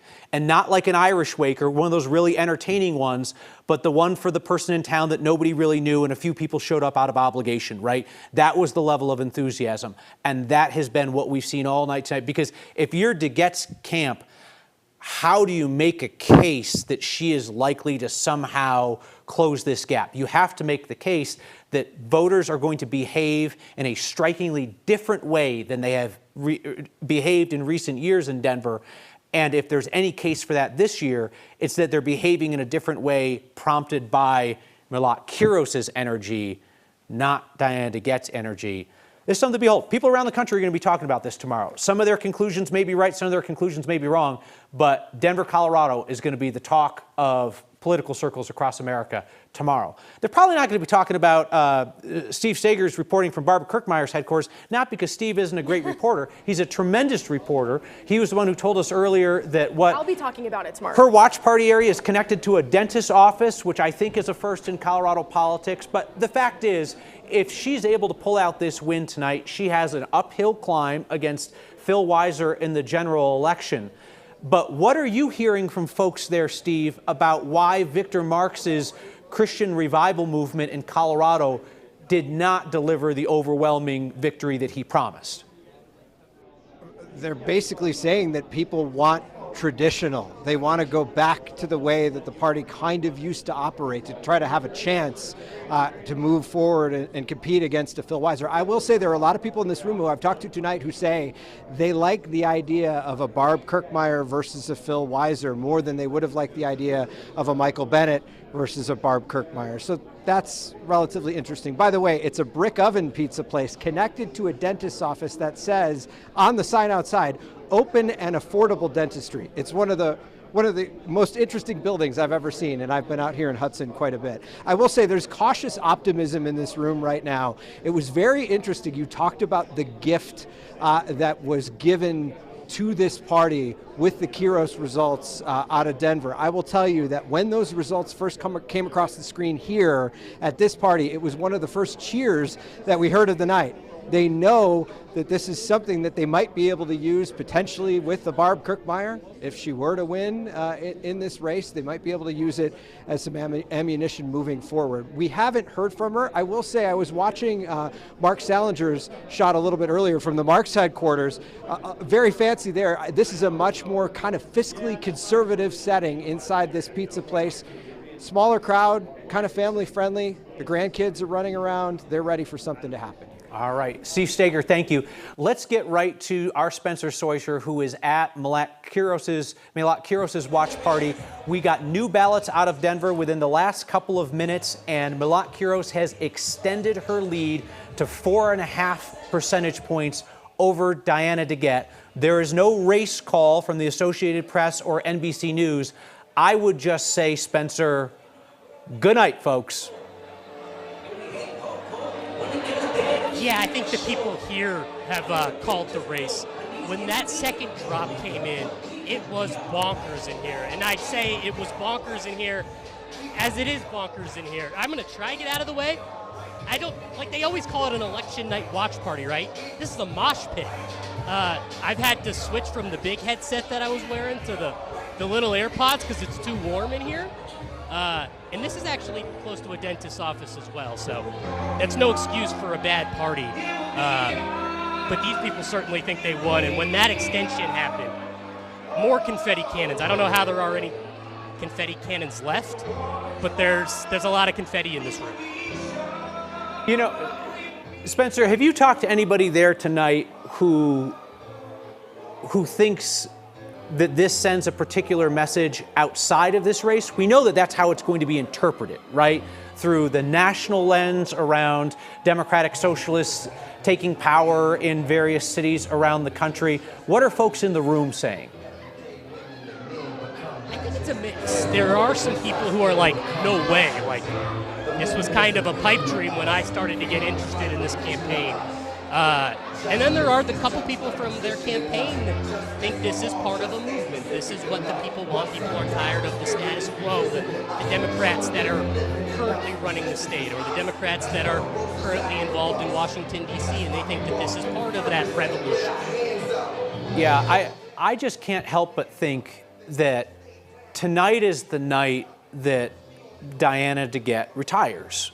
Right? And she has had the option to retire for a number of years. Certainly there were younger Democrats in Colorado who were interested in her retiring. She chose to stay on. She felt like she was still an effective member of Congress. Clearly, a number of Democratic primary voters disagreed with that. So she is retired not by her own volition tonight. What that means, though, is that there were dozens of Denver Democrats lined up to run for that seat when DeGette retired, and they were waiting their turn out of respect for her. And Malat Kuros said, no, we're going to do this now. We're going to do this now. So now she is likely to be in that seat. I'm almost certain that she's going to get primaried by more centrist Democrats, perhaps progressives, just not Democratic socialists. I think a lot would have to do with what she does in 2 years in office. But this is how some political careers end. Some people choose when it ends, and some people don't get to choose. Yeah, DeGette has been in office for as long as I've been alive. You're much older than me, so obviously not as long as you've been alive. That's kind, yeah. She has been in office for nearly as long as I've been alive, and you have to wonder how much of this is Kiros' supporters being enthusiastic and this national wave of move to the left versus DeGette's supporters just getting comfortable. There's not a lot of people at the watch party. They've been to many of the watch parties before. You have to wonder if they just took their foot off the gas. Before you have more to say about my age, let's instead let's listen to U.S. Senator Michael Bennet, who's speaking to supporters after voters informed him he would be keeping his day job and not becoming Colorado governor. In this room, but we got almost all of Colorado into this room.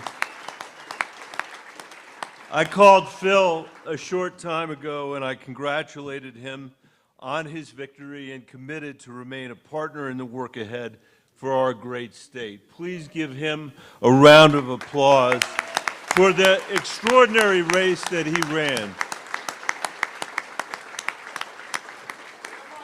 You know that tonight are not the results that we wanted. Roger Lowe, thank you for everything. I'm not going to be able to do that for everybody here, but Roger Lowe, thank you for everything. Thank you. Tonight, the results are not what we wanted. We came up short. And while that is disappointing, and I'd be lying if I said it wasn't, I do not regret for a second the campaign that we ran or the cause that we fought for.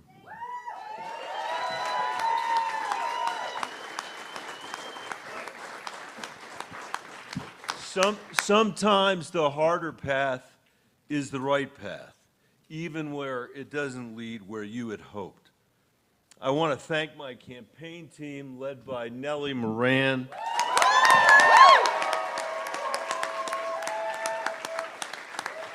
Where are you? For the incredible work.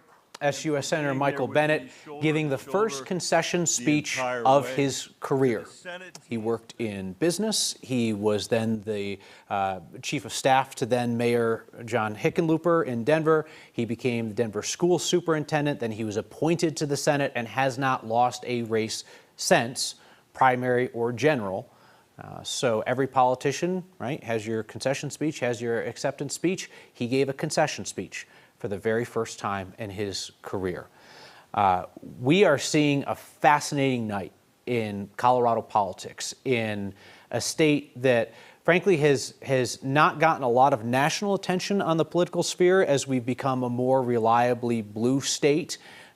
It's been 2018 since we last had a competitive statewide race, 2014 since the last time we had a competitive race for governor, and 2010 since the last time that we had a slate of primaries that were as interesting and as impactful as what we have seen tonight.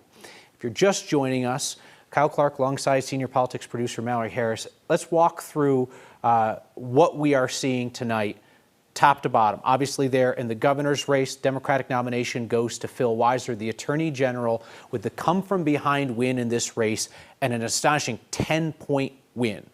In the Republican race for governor, too close to call. State Senator Barb Kirkmeyer of Brighton with a narrow lead over Ministry Leader Victor Marx, self-described high-risk humanitarian.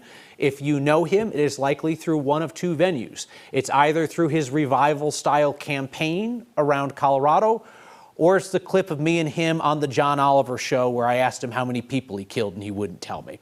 That race, too close to call.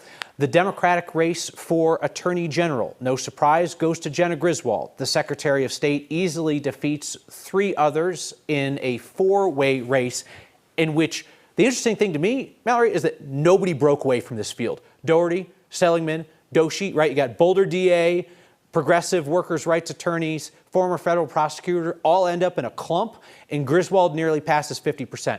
The question was, in a two-way race, could she be defeated? I don't think she could have been. if she got 47% in that race, and she could have backed the Brinks truck up even more if she wanted to. She's probably an unbeatable force in Colorado politics, especially if you ever choose to split a field. It doesn't surprise me that the returns are so close for those challengers. They were running this race against Jenna Griswold as much as they were running this race against Donald Trump. We would hear a lot of, I will fight Donald Trump, and here's how I am not Jenna Griswold. So they are all impressive challengers, all of them with legal and courtroom experience. That seems a dime a dozen. And I think that if you are a voter who is not going to vote for Jenna Griswold, you had your pick. They are not startlingly different. There's not a lot of daylight between them on their positions for Attorney General and how they would take on the Trump administration. So not a huge surprise to me that they are all so close in the margins. Let's hear a voice from the Western Slope, shall we?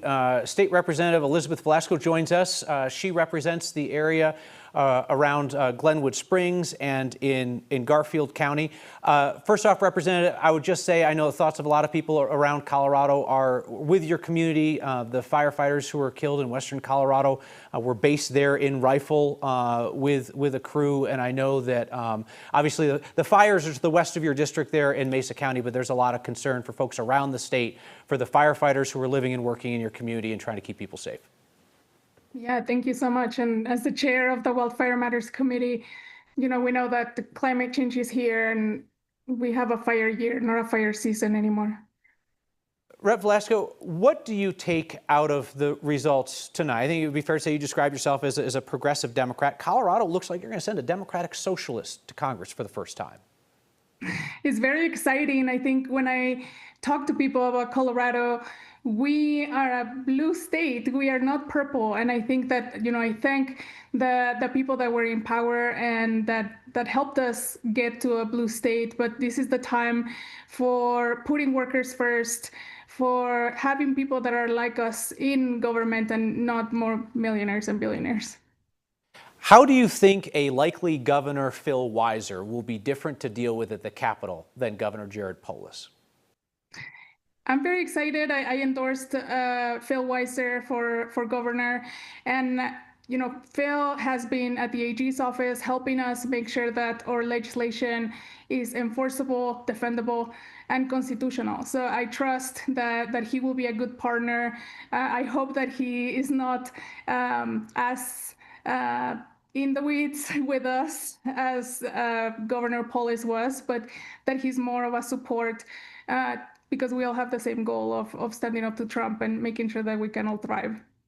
Representative Velasco, this is Mallory Harris, senior politics producer at 9 News. There have been some losses on progressive policies at the State House this year, some that I'm sure you were disappointed by, on immigration bills, on labor bills, where the breaking point was not with Republicans, but with either moderate Democrats or hitting the governor's veto pin at the desk. With a new governor in office, with, it seems, some more progressive candidates heading to the State House and with some progressive momentum on the national level, do you anticipate making some headway this year on some of those progressive priorities? Yes, of course. And people in Colorado cannot wait. It's time that the wealthy pay their fair share. We want to bring back rent control, bring back the OSHA bill where we make sure that workers are safe and able to come home after their shift. And you're correct that many of the policies that died this year, it was because of Democrats and not because of the opposition. So it's very important, and to me it's very clear when you have a corporate Dem versus a progressive Dem that's going to stand up for our communities and our most vulnerable.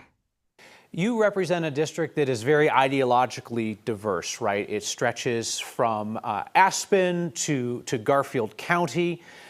What do you think Coloradans who primarily live along the Front Range should know about rural Democrats in this state, right? You hear a lot of talk from the party about how do we make inroads in rural Colorado. Sometimes it seems like that is being falsely equated with centrism, right? And with running, center-left candidates. What would you like folks on the Front Range to know about Democrats in rural Colorado? it's important to me that, we're not being left behind, that we are at the center of the decisions, especially because we are the keepers of our natural resources. Specifically right now, as we want everyone in Colorado to have access to clean air and clean water, as we're having these water wars, as we're dealing with climate change and holding polluters accountable, it's important, and more than ever, that we have a strong spine as Democrats, and that we stand with workers, because my district is 30% Latino. We had never had Latino representation at the state level. And there's a lot of workers. The tourism industry cannot work without immigrants, without working families. And, the wealth disparities in my district, I would bet that is one of the largest in the nation. State Representative Elizabeth Velasco, Democrat from Glenwood Springs, thank you so much for taking time to speak with us tonight. Thank you. Seismic night for Colorado politics. Big wins for Democratic Socialists in Denver. Big win for Phil Weiser, easily defeating Michael Bennett and the Democratic race for governor. Republican primary for governor still too close to call. Back after this.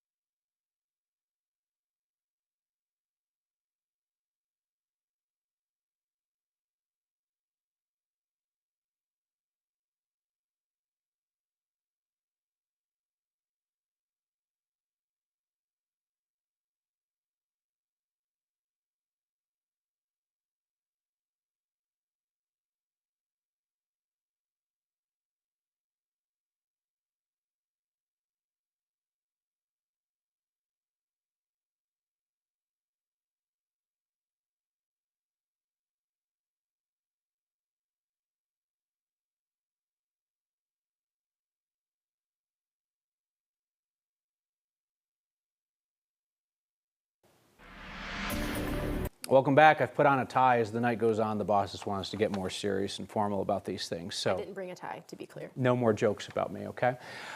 Let's go out to Angeline McCall, who is covering the Democratic primary in the 8th Congressional District. This is the race to face Republican Gabe Evans, expected to be one of the tightest races in America come November. Democrats have selected Manny Rutinel, who, Angeline, as you well know, used to be a progressive. Now we're not really sure what his pitch is to voters. Yeah, that is the biggest question going into the November general election, is where does he stand on so many issues that we know he has flipped on, and not any issues, but issues that are extremely important to this district related to agriculture, gas and oil, two big industries here in Colorado District 8 that stretches from the northern suburbs of Denver all the way up to Weld County. So this is a very diverse district, and really Rutinel's campaign up until this point has hinged, and his messaging has hinged on the fact that he was the sole Latino in this Democratic primary. Going into the general election, he will not be the only Latino on the ballot, and voters will have to decide between a Latino who is a more right candidate, in fact, very far right, who tends to side with Trump in the Republican incumbent, Gabe Evans, or will they go with a progressive that has changed his views and opinions on, these key issues. Now, that's what voters will decide. We asked him about that very question of how will you explain to voters now about your changing positions going into a very hot and very expected to be tight race.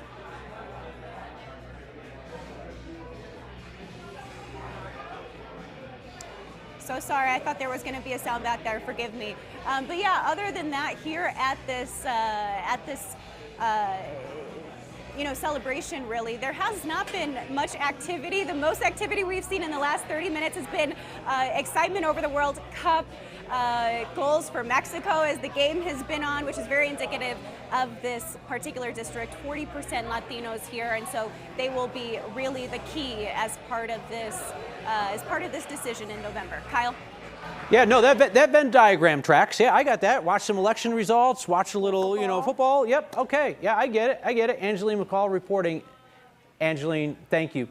Let's take a turn now to look at some of the state legislative races. And again, here, what we're going to be looking at primarily are Democratic primaries in safe Democratic seats in which you have far left or progressive candidates versus more centrist Democrats. Yeah, these have been some of the most expensive state legislative races in recent history, certainly. And that has been dark money spending coming in to support more moderate Democratic candidates against either a progressive incumbent or a progressive challenger. So let's run through some of those results. Let's take a look. Do we have boards on those races, and we can take a look through some of those results? We could start with District 6, that's a Denver district, Representative Sean Camacho and a progressive challenger, Iris Halpern. Sean Camacho, of course, replaced a progressive, Elizabeth Epps, a couple of years ago, and is now trailing a progressive challenger in Iris Halpern.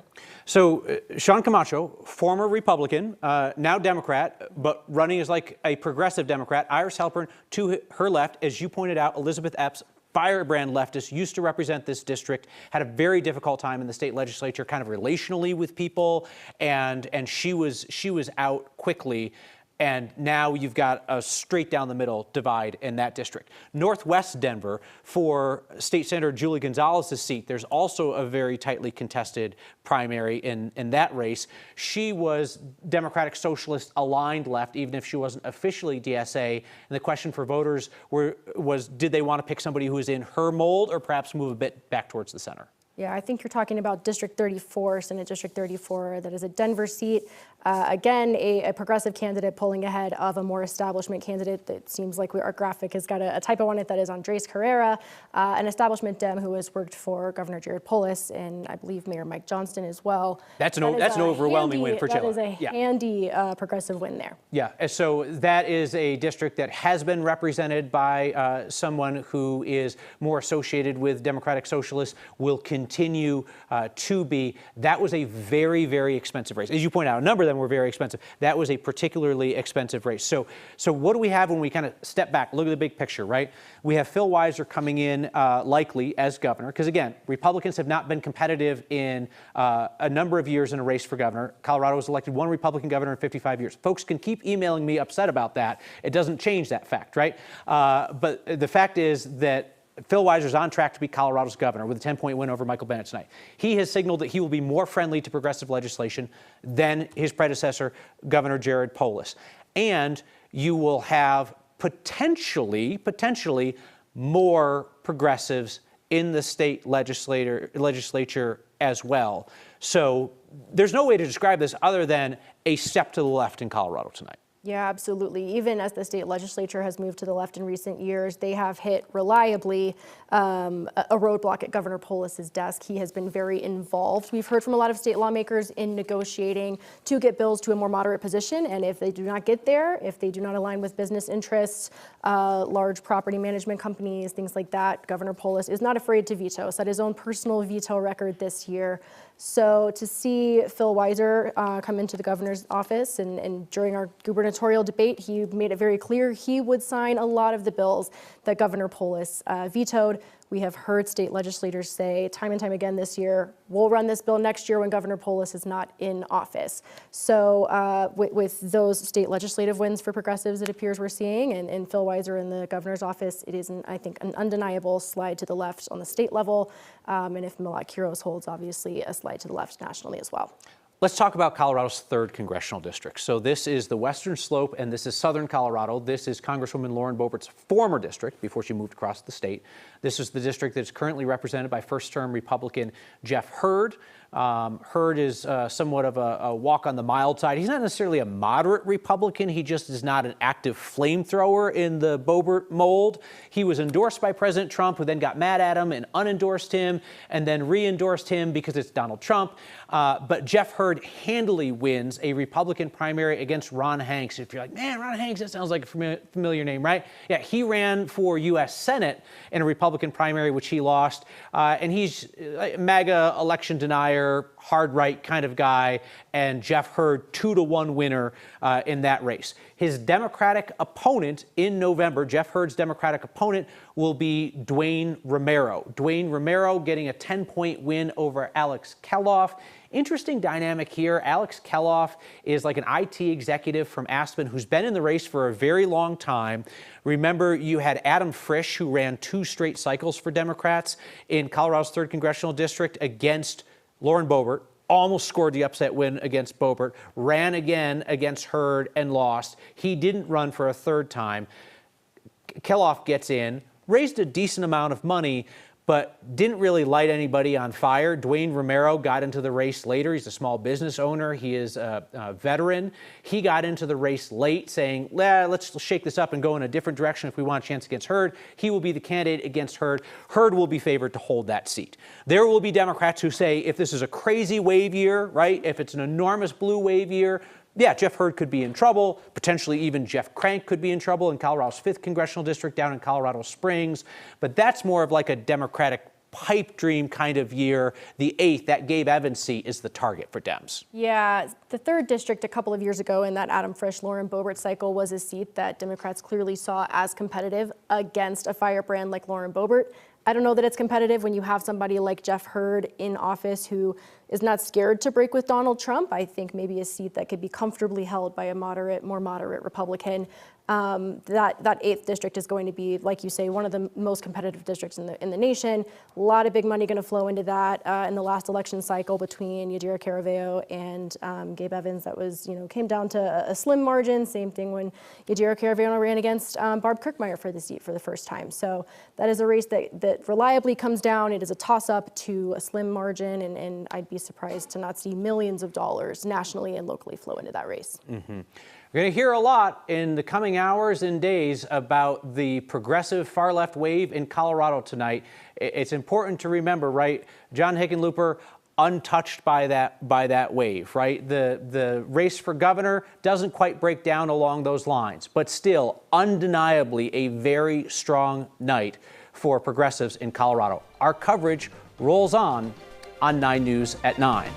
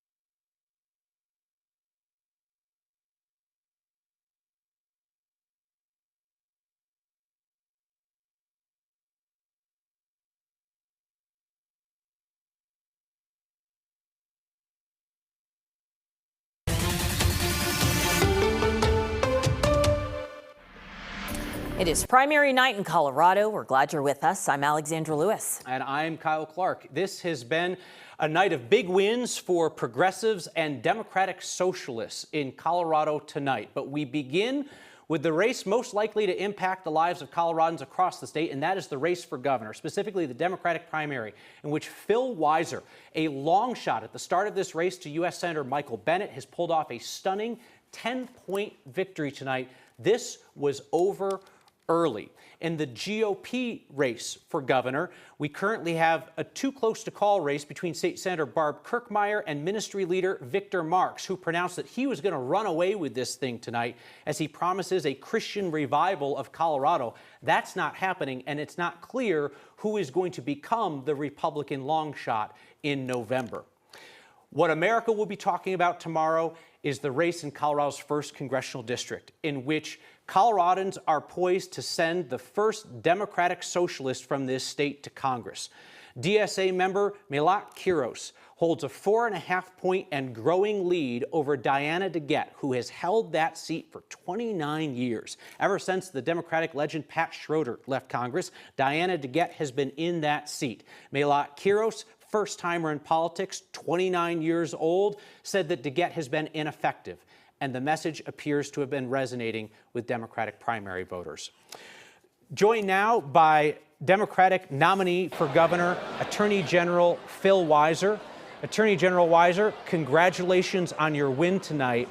How did you and your supporters come from what everybody thought was likely 20 to 30 points down in this race to win by likely double digits? Kyle, I'm not hearing you great, but I appreciate the congratulations. And what we felt in the room tonight was what a people-powered campaign looks like. We touched all 64 counties.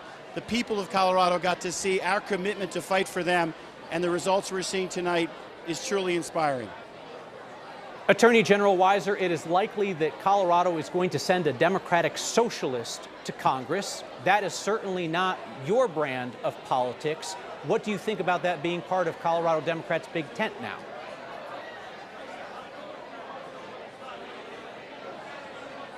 Kyle, I'm not sure I got that, but maybe you can repeat it or someone here can repeat it. I want to say it's important that people are taking on board what we have accomplished here. There was over $11 million spent, mostly in cynical, negative attack ads. The people of Colorado saw through that. They saw our authentic commitment to fight for them, whether it's against a lawless bullying administration, fighting for them to be able to live, housing costs, health care. Coloradans want someone who's on their side, working side by side with them. That's what our campaign was about. That's what people in the room here felt. That's how I'm going to govern. Kyle's asking you a little bit more about if Coloradans end up sending a Democratic socialist to run for Congress. Not your brand of politics, but how would you respond to that tonight? I am obviously going to need to take on board all the results from today, what they mean, and where we go from here. But what I can say is I'm going to work hard to make sure that we are bringing everybody we can under our tent. My view of the Democratic Party is we are going to be inclusive. There are a lot of former Republicans who are on board with my campaign because they're sickened from what they've seen from a lawless bullying administration. They have a place on our campaign. Everyone who wants to be a part of this team can and will be. We'll work together to fight for our shared values. All right, Attorney General Phil Weiser, I appreciate you fighting through the technical issues. Let's do this. Let's talk tomorrow. You go enjoy with your folks, and we will catch up tomorrow. All right. All right. Sounds good. Attorney General, thank you very much for your time. Kyle, I will join you anytime. Thank you for covering tonight. I'm sorry these conditions aren't better. I'll be talking to you soon. Never apologize for the sound of your own party. My kids will tell me something different when they're teenagers. But Phil Weiser, thank you. Congratulations. Yeah, that race for Colorado's 1st congressional district, 5 minutes after ballots dropped, it was stark. The tale of two watch parties here. The one on the left, longtime Democratic Congresswoman Diana DeGette, very somber, not a lot of movement. And then when you take a look at the one on the right, her primary challenger, Malat Kuros, some of those confetti was going down as early as like 7:15 tonight. And the fact is, when Kiros was up in the first round of ballots that came out, not even her most hardcore supporters would be confident enough to tell you that they thought that was going to happen, right? That was their hope. But the fact that that happened, the lead has only widened. It's very difficult to see a path for Diana to get back into this race because voter behavior in Denver is that younger, low propensity voters vote later. Their votes are counted later. And what is almost certain to happen is Malat Kuros' lead is going to grow and grow and grow, and thus will end the 29-year career of Diana DeGette in Congress. Spencer Soisher is at the Kiros Watch Party tonight, and it has been truly a party from the start. Spencer, folks who think that they are not just winning a race, but are making history. Yeah, party's like an understatement. All these other things going on tonight at Kirkmeyer and Marx and Weiser and Bennett. Those are parties. This is a party. Mosh pits, dancing, confetti cannons from 7:03 on. Once people realized just what that meant when that early vote came in and that they weren't not only down when those older, maybe more less progressive voters that would normally swing towards DeGette came in, but once that second drop came in, they really realized, okay, this is going to happen. We are changing politics in Colorado, and they're part of a movement across the country, right? You see it in New York City with Zohran Mamdani and the Democratic Socialist candidates there that won last week. They're building on that momentum here, and I should mention that a really well-known far-left podcaster, Hassan Piker, who had endorsed the Kiros campaign and had taken credit for some of the things that happened in New York, is here tonight as well. There's been a line around this place for people wanting to take photos with him as well. They think that they're making history, changing the way that politics are done in Colorado and across the country. Yeah, in fact, in our conversation with Malat Kuros a week ago, she distanced herself from some of Hassan Piker's more extreme views around Israel. He said that Hamas is a lesser evil than Israel. She said that she didn't agree with that. But she does share a lot of his strongly anti-Israel views, like the idea that the U.S. should not be selling any arms to Israel, offensive or defensive, and that Israel's actions in Gaza are a genocide. But, Spencer, there is no doubt Hassan Piker's a force in American politics today, right? He was a force in those New York City elections in which Democratic Socialists won, and he got a lot of attention and interest coming Malat Kuros' way. Yeah, I mean, we've heard him described as like the left's or the far left's Charlie Kirk, in a sense that's his influence here. You have to look around this room, and I'll try to get out of the way here, Alex, our photographer, if you don't mind showing what this room looks like.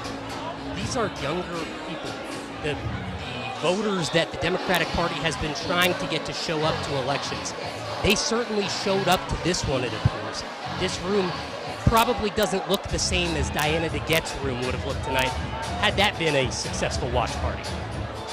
No doubt. And we understand that Malat Kuros is going to speak sometime soon. When that happens, we will let people listen in live. Spencer Soisher, thank you very much. Phil Lipoff is at Diana DeGette's watch party tonight. And Phil, you've covered politics all across this country, so you know that sometimes longtime career politicians get to decide when they leave the stage, and sometimes voters ask them to exit. It looks like Diana DeGette will be asked to exit after a long career in Colorado politics. It looks that way, Kyle, but if you talk to Diana DeGette's campaign manager, which I just did a few minutes ago, he said to me he doesn't believe this race will be called tonight, and he also, right now, doesn't plan on having the candidate come here and speak. Just told me that about 5 minutes ago. You've pointed out a number of times tonight, Kyle, that if Diana DeGette had chosen to leave, there were 15 or so Democrats chomping at the bit for an open primary. That didn't happen.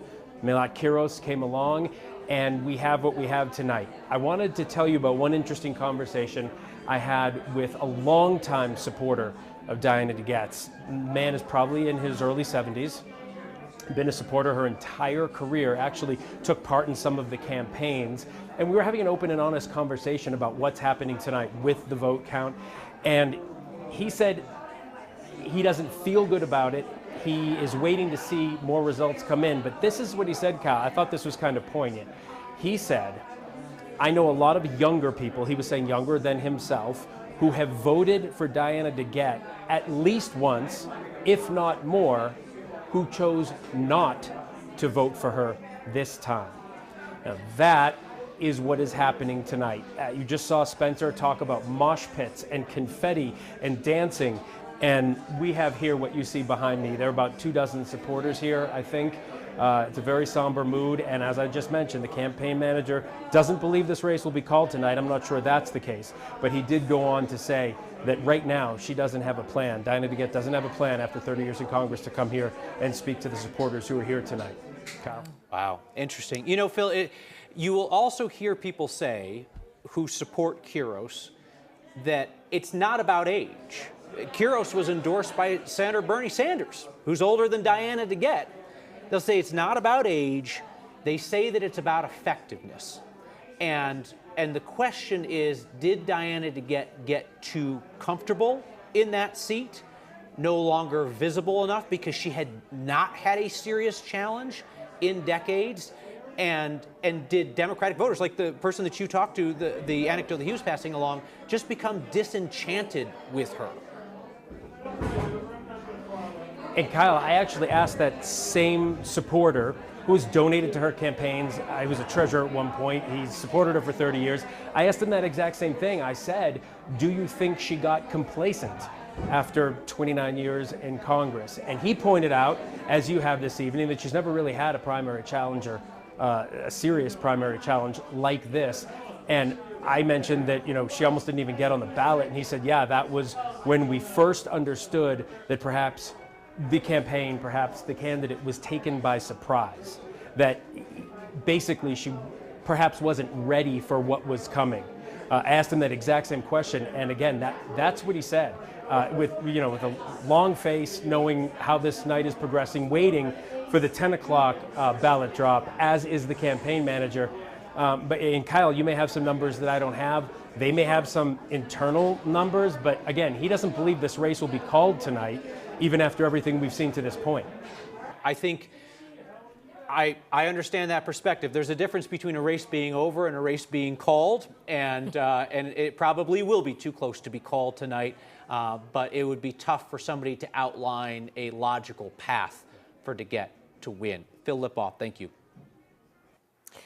Now, undoubtedly, one of the most competitive races in November is likely to be in Colorado's 8th congressional district, and tonight NBC is calling Manny Rutinel winning that district race, defeating Shannon Byrd. We want to get to Angeline McCall, who is at Rutinel's watch party in Commerce City. Have you seen him or talked to him tonight? Yeah, we talked to him. He gave a speech very early into the night, just after that first ballot drop. He was up by more than 20 percentage points, which was a real victory for him. You could hear people here at this watch party cheering, and then by the second time, it was already like he was preparing for his victory speech. Now, this was a very concise vote by people here in CD8. They rejected the centrist candidate in this election, which was Shannon Byrd. So now we know that Manny Rutinel will compete for this seat against Gabe Evans, who will be a really strong challenger here. This is Colorado's newest congressional district, which also means that we have seen this play out only twice before in the past. And it has been by very slim margins, just 2,500 votes. And when we talk about Manny Rutinel as a candidate, what he has really messaged in this primary campaign was that he was the sole Latino candidate in a district with 40% of the residents here being Hispanic or Latino. We asked him tonight what that means and how will he explain his positions that he has flipped on, things that are very important in this district, like gas and oil and agriculture, going into an election where he will not be the only Latino candidate in the ballot for people to choose from. Look, my values haven't changed. I have been consistent in fighting for the working people of this district. That's what I've always done. That's what I'm going to do when I'm in Congress. I've co-sponsored over 400 laws to lower costs and fight for the working people of this district. That's the kind of track record that I'm bringing into this race. That's why folks are going to be voting for me come November. There was a Latino exit poll done after 2024, after Evans won this seat. And the thing that Latinos talked about as being their key issues were the economy, inflation, rising costs. We know gas prices are really expensive right now. That is one of the things we'll be looking at in this current election advancing to November, of what will Latinos prioritize and want to hear from these candidates, because ultimately the Latino vote is the golden ticket to win in November. Certainly in Colorado's 8th Congressional District, it is Angeline McCall. Thank you very much. We'll continue our election coverage in a moment. We want to bring in meteorologist Jay Knowles, who is keeping an eye on the forecast and also the way that interacts with the wildfires burning around our state right now. Yeah, you know, we've been tracking a couple of severe storms. There was actually a tornado warning just about an hour ago up towards Logan County. But here's what radar looks like as of right now. Noticing that same storm system is continuing to track towards the northeast. It is a strong storm system, but that's going towards Nebraska. It's already out of the state here. Not really tracking a whole lot of shower activity across the metro area, but you can see just north of us up towards Greeley, that's what we're tracking. We're not having a whole lot of precipitation on my forecast, especially over the next couple of days. But temperatures right now in the mid to upper 70s, feels great out there. And guess what? We're only going to heat up as we head into the next couple of days, especially as we head into your holiday weekend. I'll have more details about that coming right back after the break.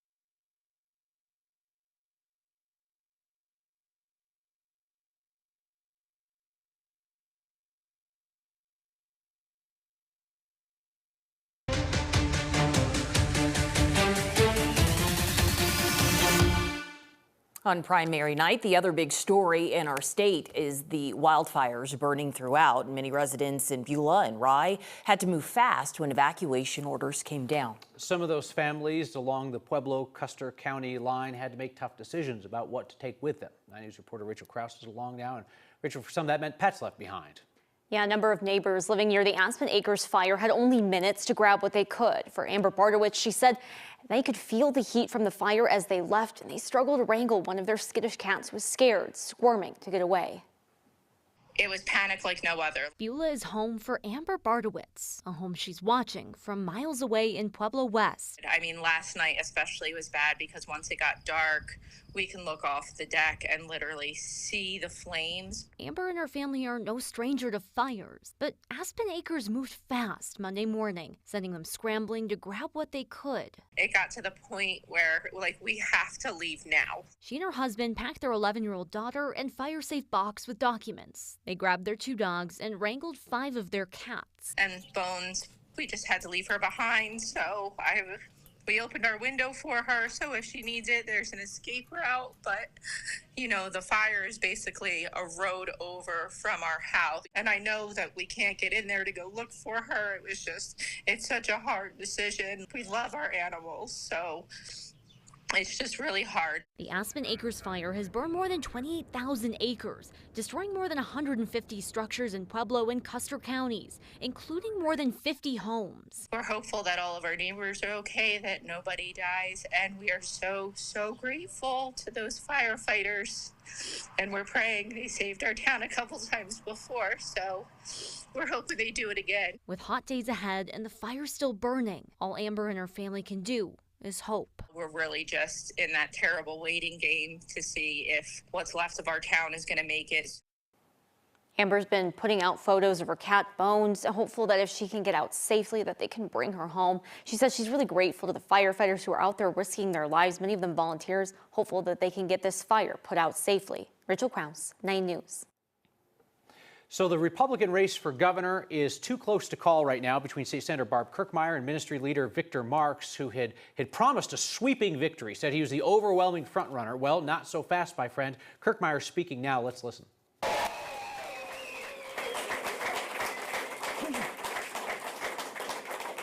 I think we all know that tonight is not the finish line, that it's the starting line.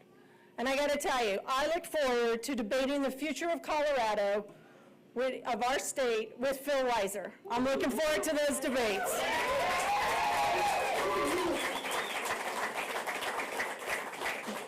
Just want to remind you, Phil, your budget has increased by about 40% since you took office. You know what? It's time. It's time that we start having these debates and that we really start talking about the future of Colorado. It is time that we turn Colorado around, and that starts tonight.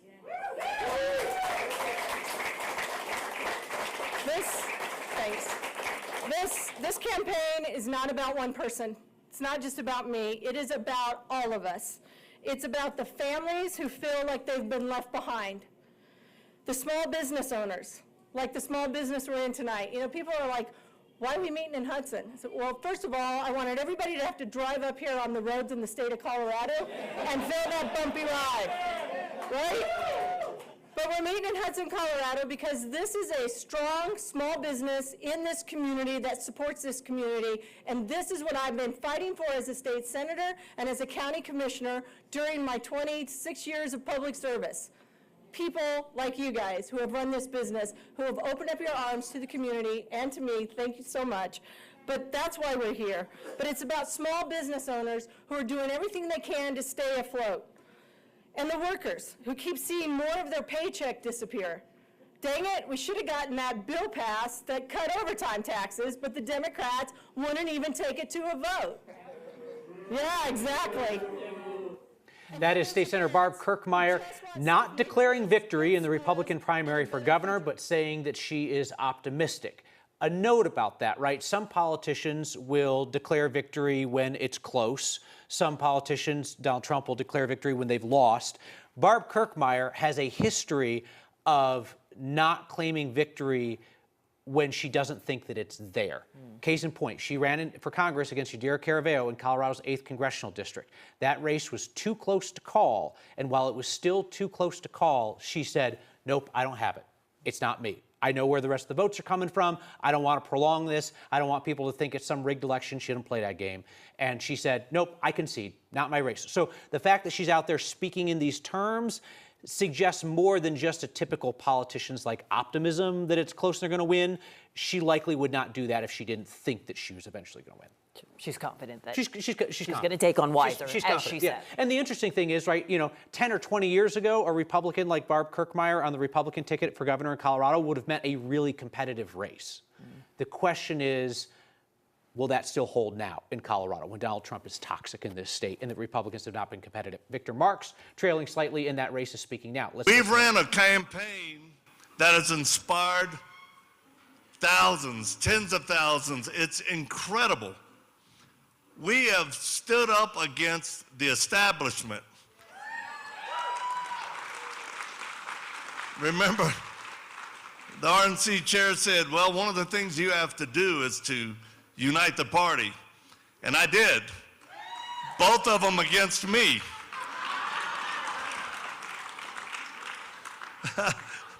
Seriously.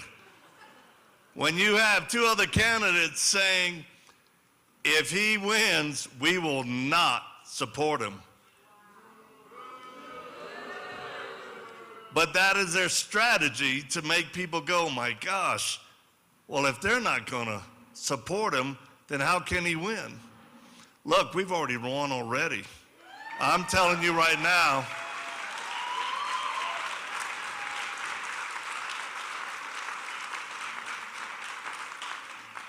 what we've been able to do is nothing shy of beyond incredible. I mean, you've heard tonight, we've broken the records on so many things. For an outsider to step in and do this, it is incredible. So, where do we go from here? Absolutely. We're up there in the war room watching everything close, and that's Victor Marx speaking.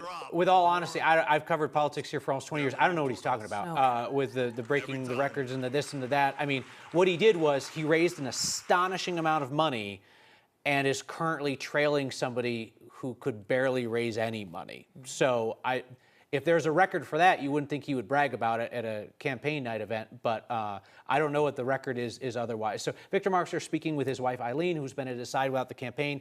He's kind of framed his campaign as a Christian revival for Colorado, take back Colorado, real light on policy. Barb Kirkmeyer, policy wonk, right, helps write the state budget, loves all the details and the numbers and stuff like that. And Victor Marx is more kind of like vibes, right, Republican Party, Christianity, alpha male, Donald Trump vibes thing. And it's been very popular in Colorado's megachurches, and he's done a great job of raising money. He's a fundraising powerhouse. He runs a $7.5 million a year ministry in which he claims to save women and children overseas. He alluded to the fact that his opponents said that they would not support him if he is the nominee, is because they said they think he's a con man and a grifter, which is pretty tough even for politics.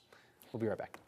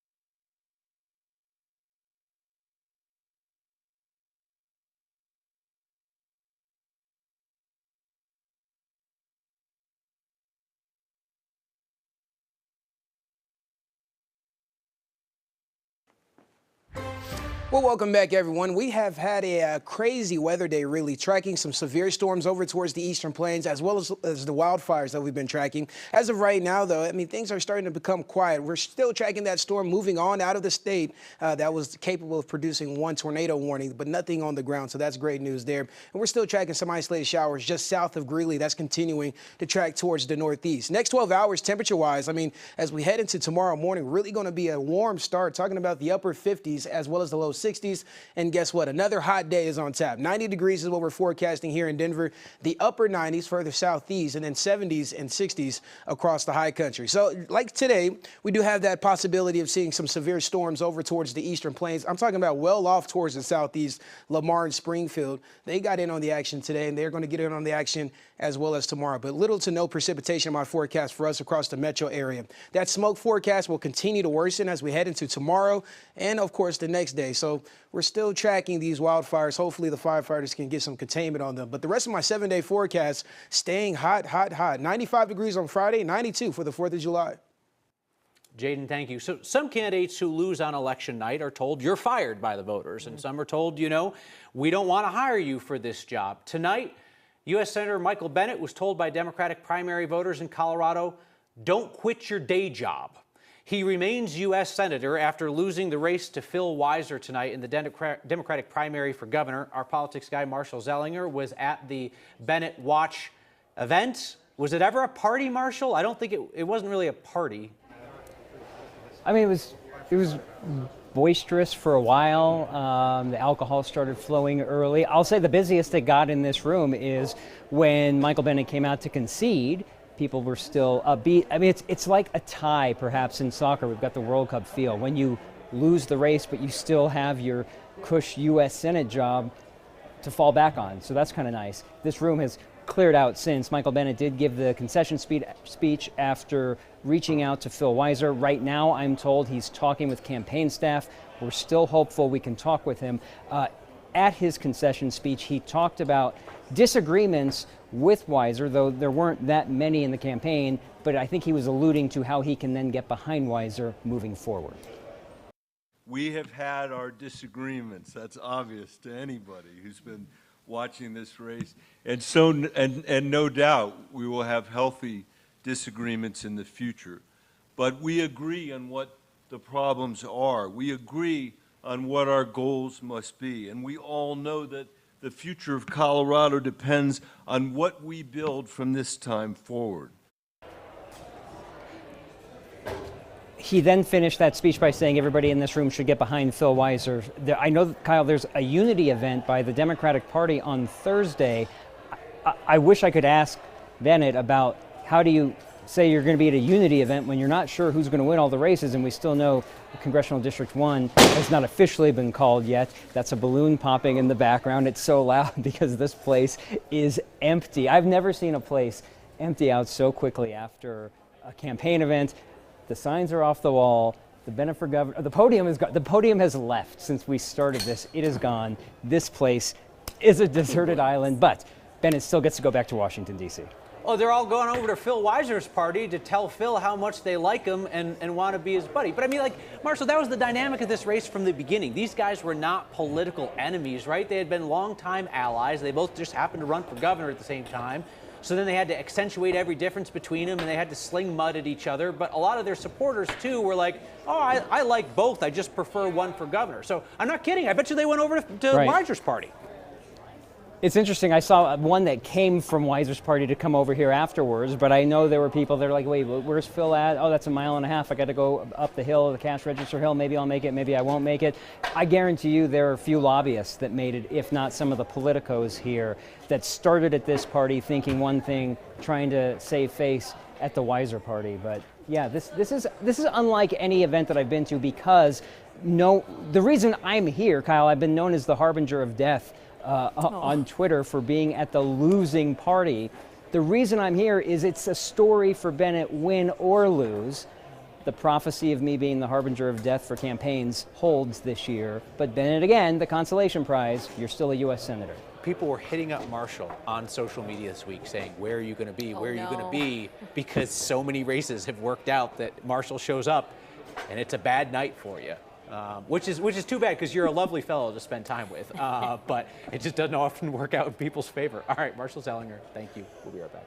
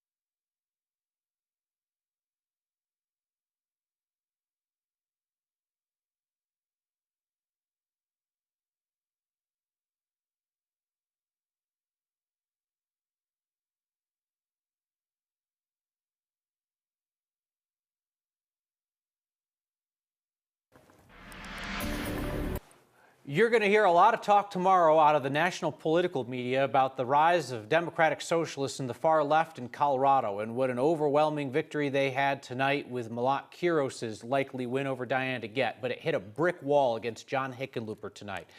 Julie Gonzalez, the far left candidate who took on Hickenlooper, is down 14 percentage points tonight.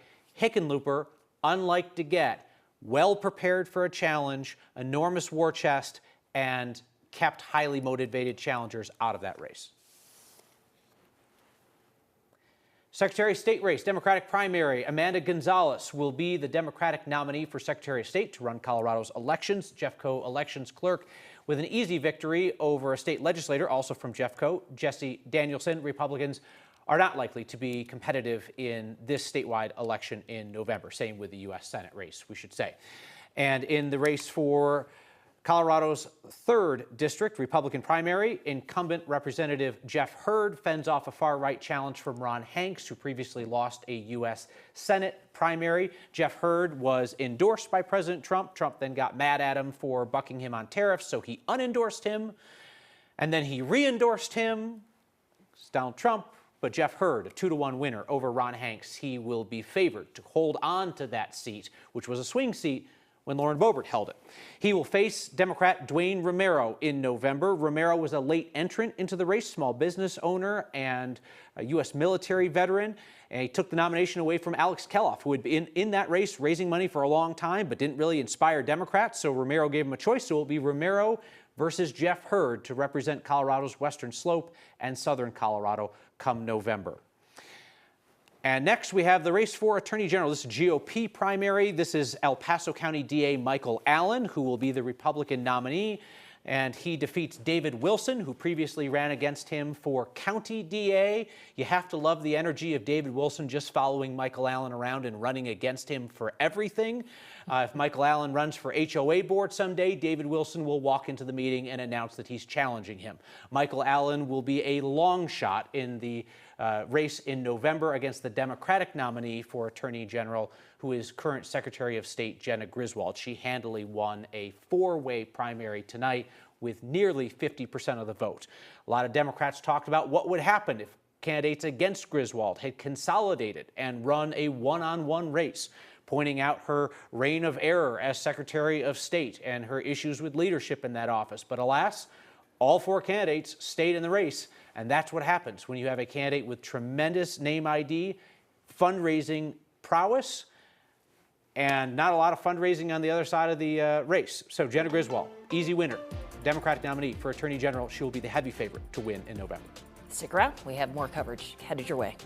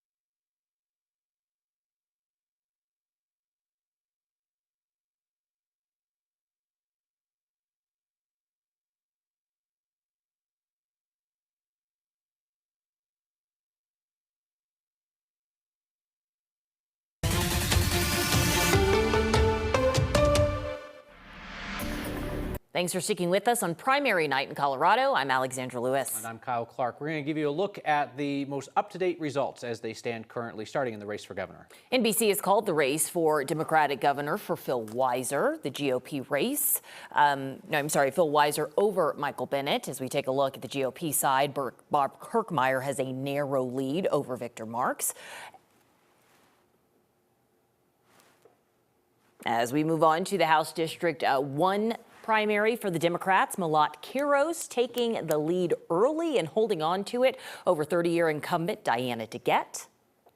Malat Kuros would be the first socialist that Colorado's ever sent to Congress in the modern era and in the previous heyday of socialism in the 1890s through the 1920s or so. There are a lot of Republicans in Colorado who are absolutely salivating at the idea of being able to paint all of Colorado's Democrats as socialists. I spoke earlier with Republican Congresswoman Lauren Boebert. of Colorado. I want to fight for Colorado. I don't want Colorado to be the epicenter of socialism and communism. So obviously, she acknowledged that there are similarities between how she got to Congress, right, as a newcomer to politics, taking on an incumbent in a primary and winning. That's how she beat Scott Tipton and went to Congress. She acknowledged there's similarities between the way that Kiros is doing things and the way that she's doing things, except for the fact that they are on opposite ends of the political spectrum. And she said today, she goes, I could work with Diana DeGette on stuff. I could work with Michael Bennet on stuff. And she says it's a bad day for Colorado if they aren't interested in more leadership from those people. But at the same time, she just obviously knows it's politically advantageous to her to be able to say all Democrats are extreme. Yeah, and she said Malat Kuros would be a gift to the Republican Party today, so bring it on. Yeah, and as I asked the Republican Party chairman in our coverage earlier, how confident is he that Colorado Republicans have the competence to unwrap and use the gift? Be right back.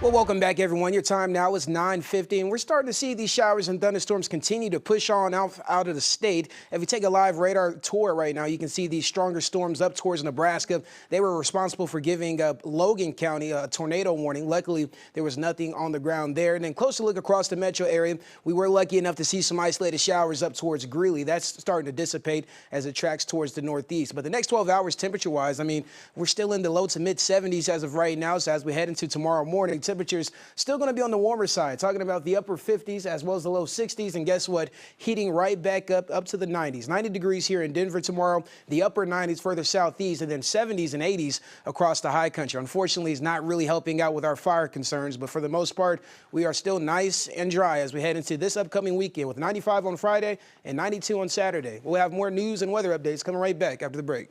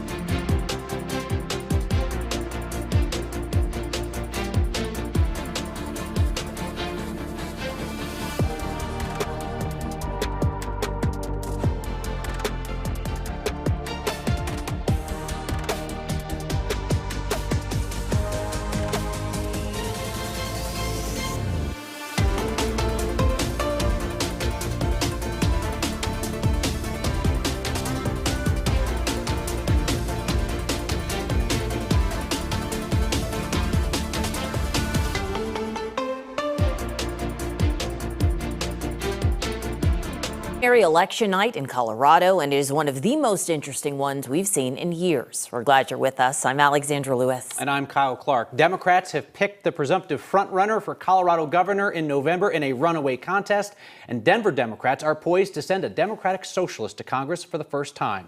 NBC News is calling the Democratic primary for governor for Phil Weiser, the longtime underdog in this race, thought to be trailing by Michael Bennett by 20 or 30 points, surged to a 10-point win tonight. Our Jennifer Meckles was at the Weiser watch party, which from the jump tonight, Jenny, they knew they had this. Yeah, everybody was really confident, even at the beginning of the night before the very first returns came in. And Attorney General Phil Weiser is promising to be a people-first governor. He says this is what helped him close that gap. And the people I talked to in this room tonight say the same thing. It was that he got out and visited every county. It was the interactions he had with these people over the last year. Maybe the people who track these races were surprised, but the people who came to this room said they weren't at all. Whenever he entered this race, Senator Michael Bennett was the favorite, right? We know that. He was also the establishment guy, the guy in Washington. And for two men who really weren't all that far apart on policy and where they fell within the Democratic Party, the challenge here was going to be distancing himself from his opponent. And Weiser said, Bennett's the establishment guy. I'm the guy here in Colorado. He had a prominent job before, right? He's the attorney general. He's made his name fighting President Trump through lawsuits, but he was able to distance himself just enough to say, I'm promising something new. I'm promising bold. And again, I want to be the people's governor. And when we talked to him tonight and asked him, how did you close that gap? This was his explanation. Coloradans want someone who's on their side, working side by side with them. That's what our campaign was about. That's what people in the room here felt. That's how I'm going to govern. So some of the voters that I talked to here tonight, Kyle, also told me that they felt like Weiser may have benefited from some turnout in this race from progressives, even if he wouldn't be described as an extra left, a very progressive candidate. And I know you're going to talk about another really interesting race coming up here, the Congressional District in Denver, but there was some sentiment in the room that may have helped a little bit here, just kind of energize and mobilize, if you will. Now, we know that the Republican Party hasn't had a governor in a long time in this state, and so the person who wins this primary tonight, Weiser, for all intents and purposes, is expected to be the next governor. When we talked to Weiser as well about, like, you've kind of got a couple of different factions in this party, depending on what happens in some of these other races, and just the people who did or did not turn out for you. You're sort of the umbrella now. You are the face of this party moving forward. How do you bring them all together? And again, he goes back to, I have been across the state. I'm the people's guy. I'm going to do it again in November and seal the deal here. Back to you guys. Yeah, that's a very good point, Jenny, right? That Phil Weiser is going to become the face of the Democratic Party in Colorado because you have John Hickenlooper, who won his primary tonight and is headed to another term in the Senate, but he's reaching retirement age and he's kind of faded from view. Democrats have soured on Jared Polis. They want him out of the picture. So Weiser has the opportunity to build the future of the party. Jenny Meckles, terrific work tonight. Thank you. Let's look at that Republican primary for governor. Whoever wins this is going to be the longest of long shots in November. Colorado has elected one Republican governor in the last 55 years. But we have a surprising result at the moment in which State Senator Barb Kirkmeyer, a non-MAGA traditional Republican, has a slight lead over Ministry Leader Victor Marx, who had proclaimed himself to be on a Christian crusade to revitalize Colorado. Light on policy, big on vibes. And he had proclaimed himself to be a runaway frontrunner in this race. He was an enormous fundraising leader, but currently trails Barb Kirkmeyer. The Congressional District 1, when you take a look at the watch party, certainly a tale of two watch parties. When you take a look at the left, very somber mood for the longtime Democratic Congresswoman Diana DeGette, who basically got her packing papers today representing District 1. The one on your right, her primary challenger, Malat Kuros, who had confetti going at about 7:03 with that first round of votes. The dump, surprising, right, that she got so many so early. Right out of the gate. Associated Press within the last minute has just called the race for Malat Kuros. Colorado is sending a Democratic socialist to Congress for the first time. Her lead over Diana DeGette continues to grow. If you've been watching 9 News throughout the evening, this is not a surprise. This is what we've been saying since 7:30 tonight, that Diana DeGette did not have a path to victory based on those early numbers. The Associated Press says this race is over. Malat Kuros, 29 years old as Diana DeGette's congressional career, which ends tonight not with a retirement, as many Denver Democrats had urged DeGette to do over the years, but instead with a beating at the hands of a first-time candidate for office, a corporate attorney turned barista, and a member of the Democratic Socialists of America. Spencer Soisher has been at the Kiros Watch Party in Denver tonight. And being there, Spencer, there is no question about why she defeated Diana DeGette. Yeah, there really isn't. If you look around this room right now, it's young people. This is a young crowd. I have never been to a watch party that looked like this. I've never been to a watch party that had grinding and the music blaring like it is right now. We're double headphoned up. We expect her to come out here and speak here momentarily. I don't think the people in this room know yet that the AP has called this race, but they think she's coming out to speak any second now. And when that last ballot dump came out about three or 4 minutes ago, the same thing, the confetti cannons, the same type of celebration we saw when it happened at 7, again at 8, again at 9, and now we're seeing it again at 10. These people are excited about what they view as a revolution. And look behind me right now. You ever seen a campaign watch party that looked like a mosh pit? This is what Democrats have been trying to capture, was the young people. Now the question is, will this be effective? And is this what the image is of the Democratic Party in Colorado as well, Kyle?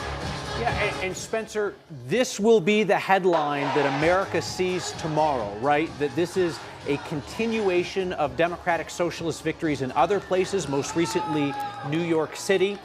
The folks who do not know Malat Kuros, which I would venture to say is most Coloradans at this point, outside of a Democratic Party politics in Denver, are about to learn who she is, right?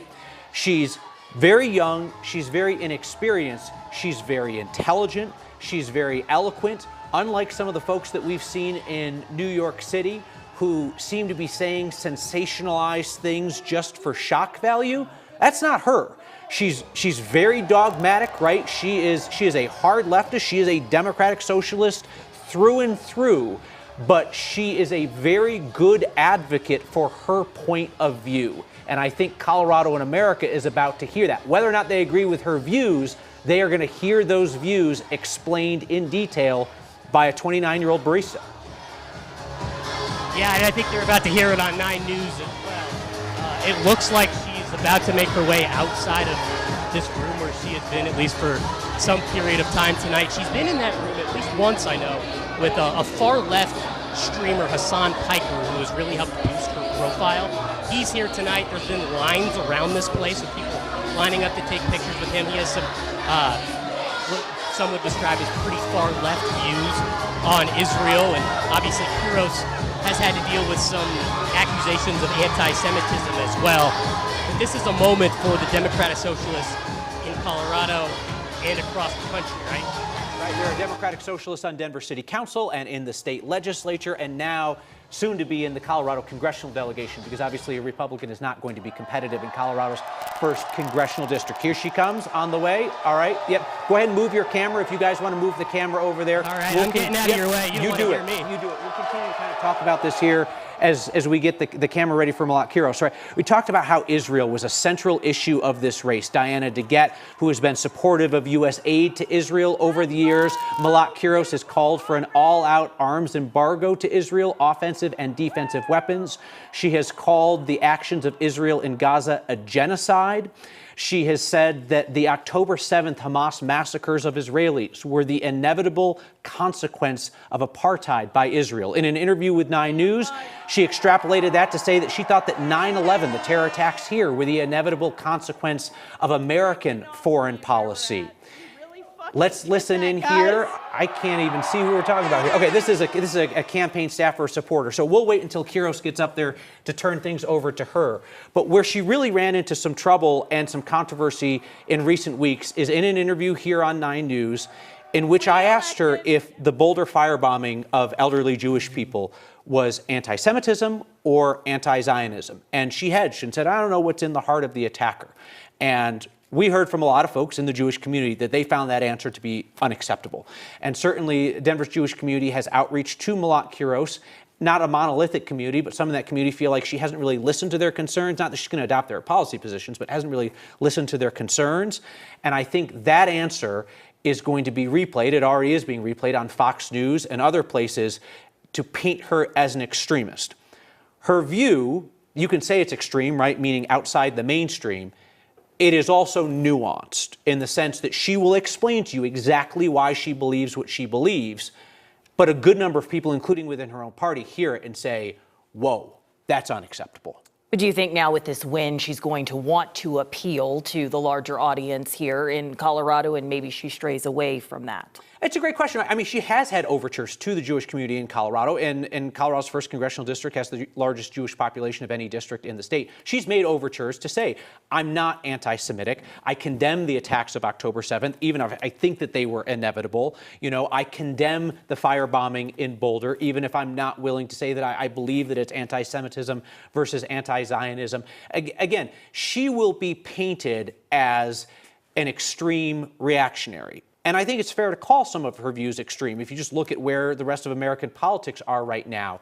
But when you hear her talk about it, you will hear somebody who has the ability to translate those views to a larger audience, as indicated by the fact that she's just won a party primary in Denver. And I don't think that you're going to hear the exact same tone on things that you necessarily hear out of New York City. And we will go right back to her watch party as soon as she speaks. But obviously, the standard bearer for democratic socialism in America right now is New York City Mayor Zohran Mamdani, right? Who has some views that are very much outside the mainstream of American politics. He also really tends to pick his battles. He's a phenomenal communicator, no matter what you think of his political ideology, and he picks his battles. Malat Kuros does not strike me, at least in my conversations with her so far and watching her campaign, as somebody who picks her battles. She chooses select all, right? She's willing to fight on any ground for democratic socialism, but like Mamdani, she is an exceptional communicator. She also is a 29-year-old woman. Right? And I asked her, like, what experience do you bring that will make you effective in Congress at the age of 29?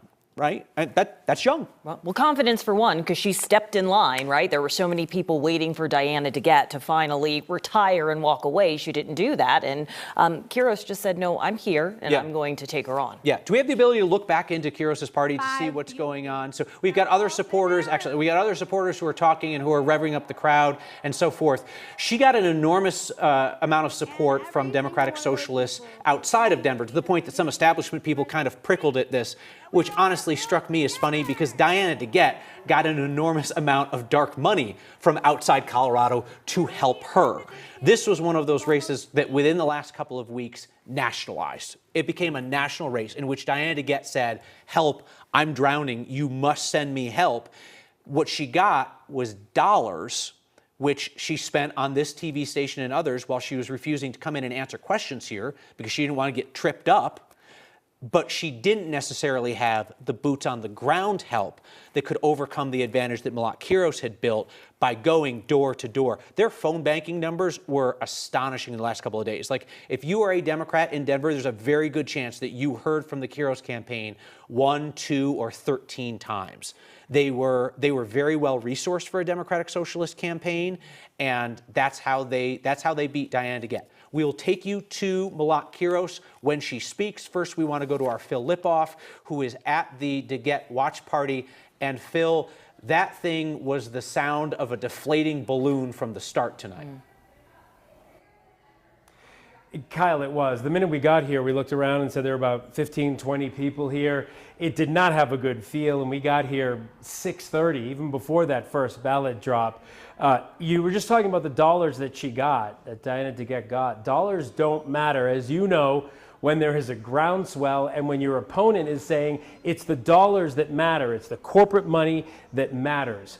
I can tell you this, there are 4 people left in this room right now, 4. 2 of them are photographers, 2 of them are reporters. The bartender is gone, everyone is gone. It was an hour ago that Diana DeGette's campaign manager said to me, this race isn't going to be called tonight, and she's not going to speak tonight. Now, when he said that, I thought the race might be called, but I believed him when he said Diana DeGette was not going to speak tonight. This started, Kyle, as you and I have talked about, from the caucus. I'm almost not getting on the ballot. I spoke to a 30-year supporter of Diana DeGette tonight, who's in his 70s, who said he has spoken to many younger voters who voted for Diana DeGette at least once, if not more, over the last 30 years, and did not vote for her this time. There was a groundswell. Spencer has been telling you all night about the young, the age of the voters who are at the watch party for Malat Kuros, and that's the tale of the story. There are voters who voted for Diana DeGette in the past who didn't vote for her this time. There was a swell. She was caught off guard. Even her voters tonight told me that. I said, was she complacent after 30 years? This was the first real challenge she's had in 30 years. And they said, I wouldn't use the word complacent, but I would say she was surprised by how this whole thing progressed. And that is where we are tonight. This room is completely empty. Diana DeGette is not going to speak tonight. And the AP has called the race from Malat Kuros. It is not shocking that this happened, Phil, because we knew that Kiros was going to run a competitive race down the stretch. It is still going to take a lot of Coloradans by surprise to see that the woman who inherited this seat from Pat Schroeder, a legend of American politics, and who was a vocal progressive for years, even if she stayed as somewhat of a backbencher in Congress and wasn't very prominent, that this is how her career ends tonight, with a bit of a whimper. And look, Kyle, the way it began was when Pat Schroeder retired and she was considered the younger, more progressive candidate who was going to take the torch. Well, tonight, 30 years later, the exact amount of time that Pat Schroeder held the seat, she is now handing the torch, not willingly, to a younger, more progressive candidate.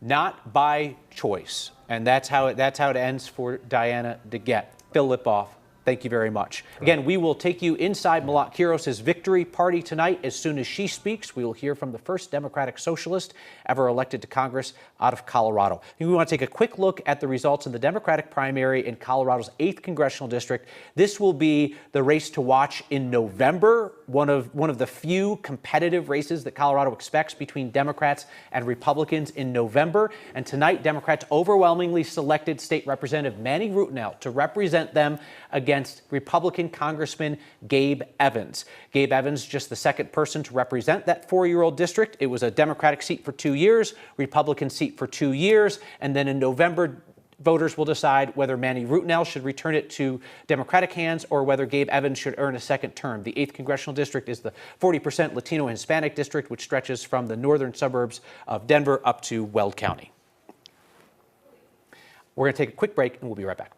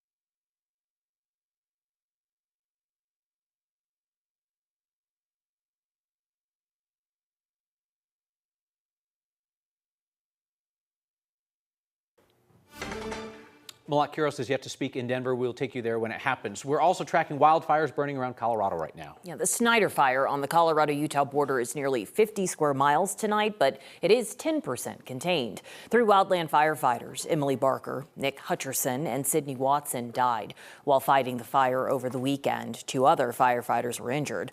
The Willow Fire near Leadville, that's about 3 square miles just west of town. Neighborhoods and recreation areas around Turquoise Lake remain under evacuation orders. Thousands more in the town of Leadville and the surrounding areas are under a warning. The Aspen Acres fire southwest of Pueblo has destroyed at least 155 buildings. At least a third of them, we learned today, are homes. The Pueblo County Sheriff's Office issued new mandatory evacuations just before 6 tonight, warning people it could be their last opportunity to get out safely. The fire has burned nearly 44 square miles since starting yesterday morning. And yeah, we've been tracking wildfires, but we've also been tracking severe thunderstorms, even some tornado warnings. We're going to break it down for you. So far, looking at live radar, not much going on. I mean, just a couple of hours ago, it was a lot different, at least for the eastern plains. You're probably watching right now and saying, well, it didn't rain at my house. Well, it was mainly towards the east. Greeley got in on the action, but the severe storms, there it is. That same storm cell that's now in Nebraska actually produced some tornado warnings over towards Logan County. Luckily, there was nothing on the ground there. Here's live radar right now up towards Greeley. Noticing you're getting lucky and getting some isolated showers up there, but for the most part, I don't have a whole lot of precipitation left in the forecast, at least for this evening, and guess what? Over the next several days. So we did get up to the low 90s this afternoon before those clouds increased. 92 degrees is officially what we saw at the airport, and boy, was it busy at the airport. I mean, if you flew in today or you're trying to catch a flight, you probably saw some delays out there, and that was mainly because of those gusty conditions. Senior meteorologist Chris Bianchi was texting me throughout the day, and his plane got disrupted, had to go up towards Cheyenne, but for the most part, those storms are now dissipated, and we're seeing some clear skies out there as of right now. 72 degrees, our current temperature, a warm evening at 10:20 this evening. Winds out of the east about 3 miles per hour. Luckily, the winds are finally starting to calm back down. But the next 12 hours, as we head into tomorrow morning, temperatures on the warmer side, talking about the upper 50s as well as the low 60s. And guess what? We're not done with the heat just quite yet. 90 degrees is our forecast high for tomorrow. 70s and 80s across the high country. A break from the heat. I said a break because the western slope has been seeing the triple digits. They see 93 tomorrow, the upper 90s down towards the southeast. Now, like today, we do have that severe thunderstorm risk, but well off towards the east. Talking about Lamar, Springfield, you have that level 1 risk as well as level 2. Now, earlier throughout the day today, around 2:30, we saw some stronger storms up through Springfield. We could see that same action as we head into tomorrow. So here it is. Noticing we're not seeing much as on the future cast on this model at least, but this is at 2:30 tomorrow. Very similar to what we saw today, right on the border of Kansas and here in Colorado. We could see a stronger storm capable of producing large hail as well as damaging winds. But for the most part, we're going to toss things back to Kyle for more updates. Aiden, thank you very much.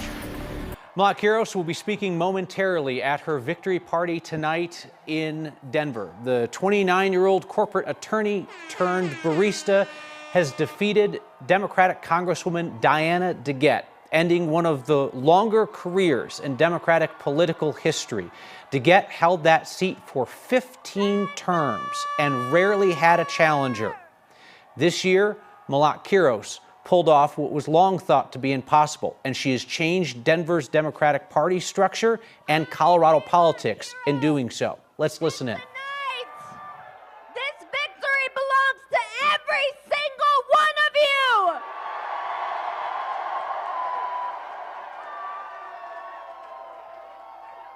Denver voters of all ages, of all races, of all religions sent a clear message. We will not wait!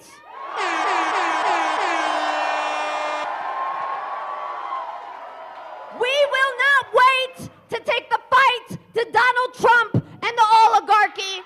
We will not wait!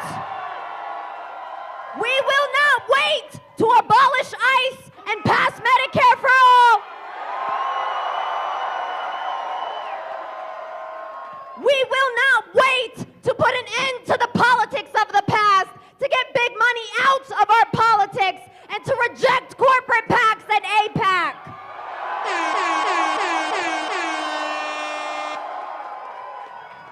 And no, we will not wait to end the genocide in Palestine.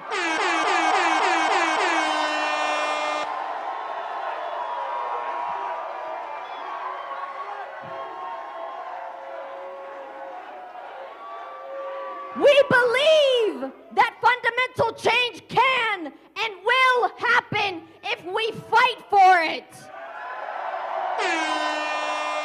If we organize and show no fear in standing up for what's right.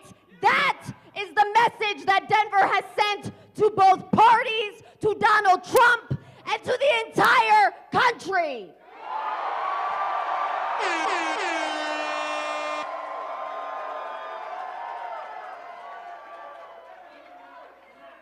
I want everyone in this room to take just a moment and look at the people around you.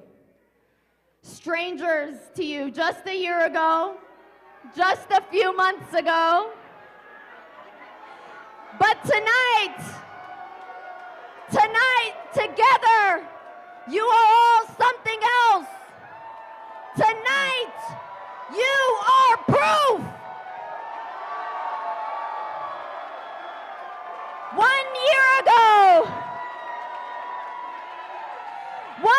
ago, a lot of experienced people told us this was impossible.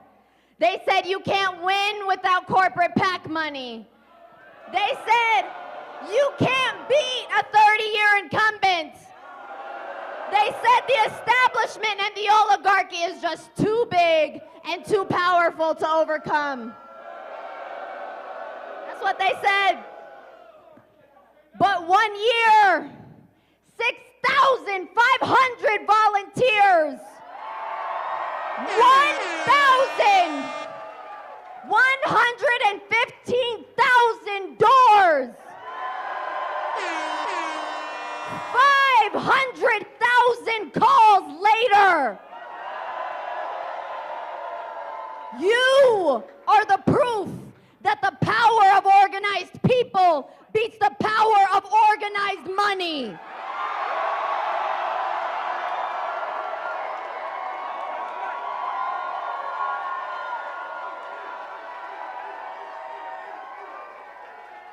I have to take a moment and thank every single one of you in this room, to every single person that has volunteered, that has supported this campaign, to Justice Democrats, to Denver DSA.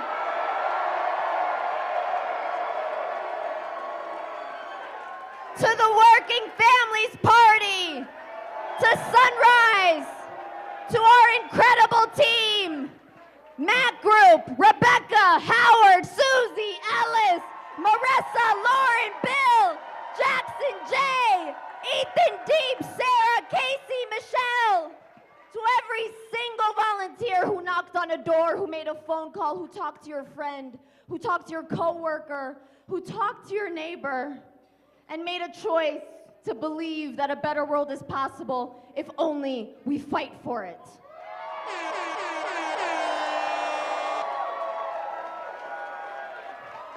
I want to take a moment to acknowledge Congresswoman Diana DeGette. I am grateful for her service and her fight for reproductive freedom. She helped build the community that welcomed my family to this city and to this district, and I'll always be grateful for that.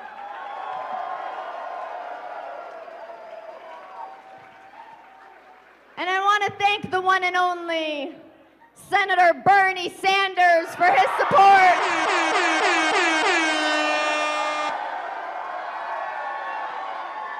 And to every single progressive running.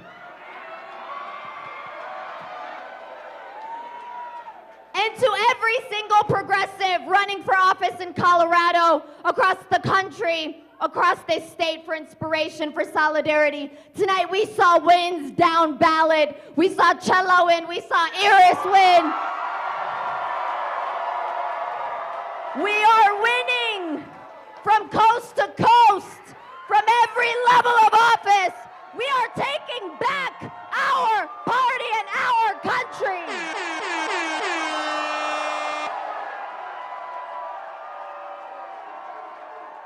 I want to tell you something about why this campaign matters, because it matters for what comes next. When I wrote a letter defending students' rights to protest the genocide in Gaza, my law firm told me, take it down or you're fired. I didn't flinch because I stood by every word, and I always will. But I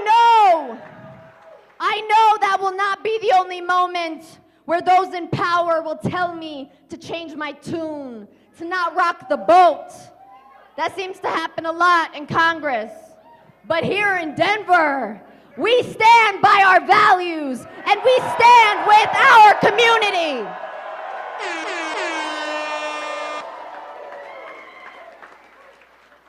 We are days away from embarking on the 250th anniversary of the founding of this country. I've been thinking a lot about what that means. The promise is made, the promise is unfulfilled, that this country belongs to everyone who loves it and what it stands for, not just the people born here, not just the people who look a certain way, but everyone who believes that democracy is worth defending and that every person is deserving of dignity.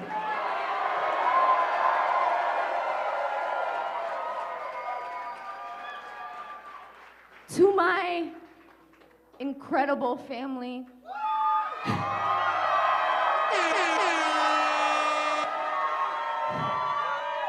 y'all hear them, right?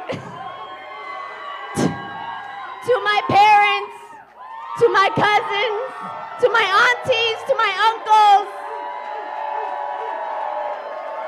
to my baby sister. I'm about the same age that my dad was when he came to this country. Betting on the promise, he chose Denver to be our home because he knew that this city would welcome us. And that same city just voted to send a 29-year-old recovering lawyer, barista, immigrant,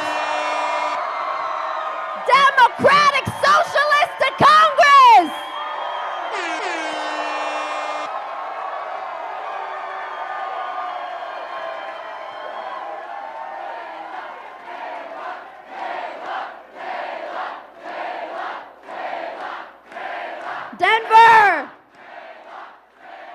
Denver, the future is being written right now.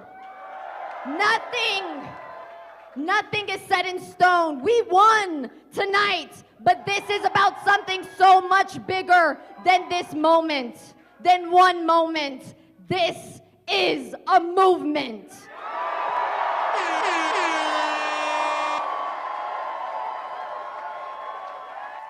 Democratic Socialist Malat Kuros headed to Congress to represent Denver, putting the political establishment on notice with her victory tonight, thanking Democratic Congresswoman Diana DeGette for her service, in particular for what she did to build the community that welcomed the Kiros family to Denver from Ethiopia when they moved here when Kiros was just a baby, when Diana DeGette was just starting her political career.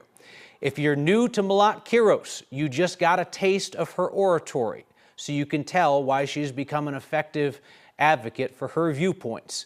Her viewpoints are going to get a lot of scrutiny in the days, weeks, months, and years to come. Democrats and Republicans underestimate her at their peril. Thank you for being with us for election coverage tonight. Have a good night.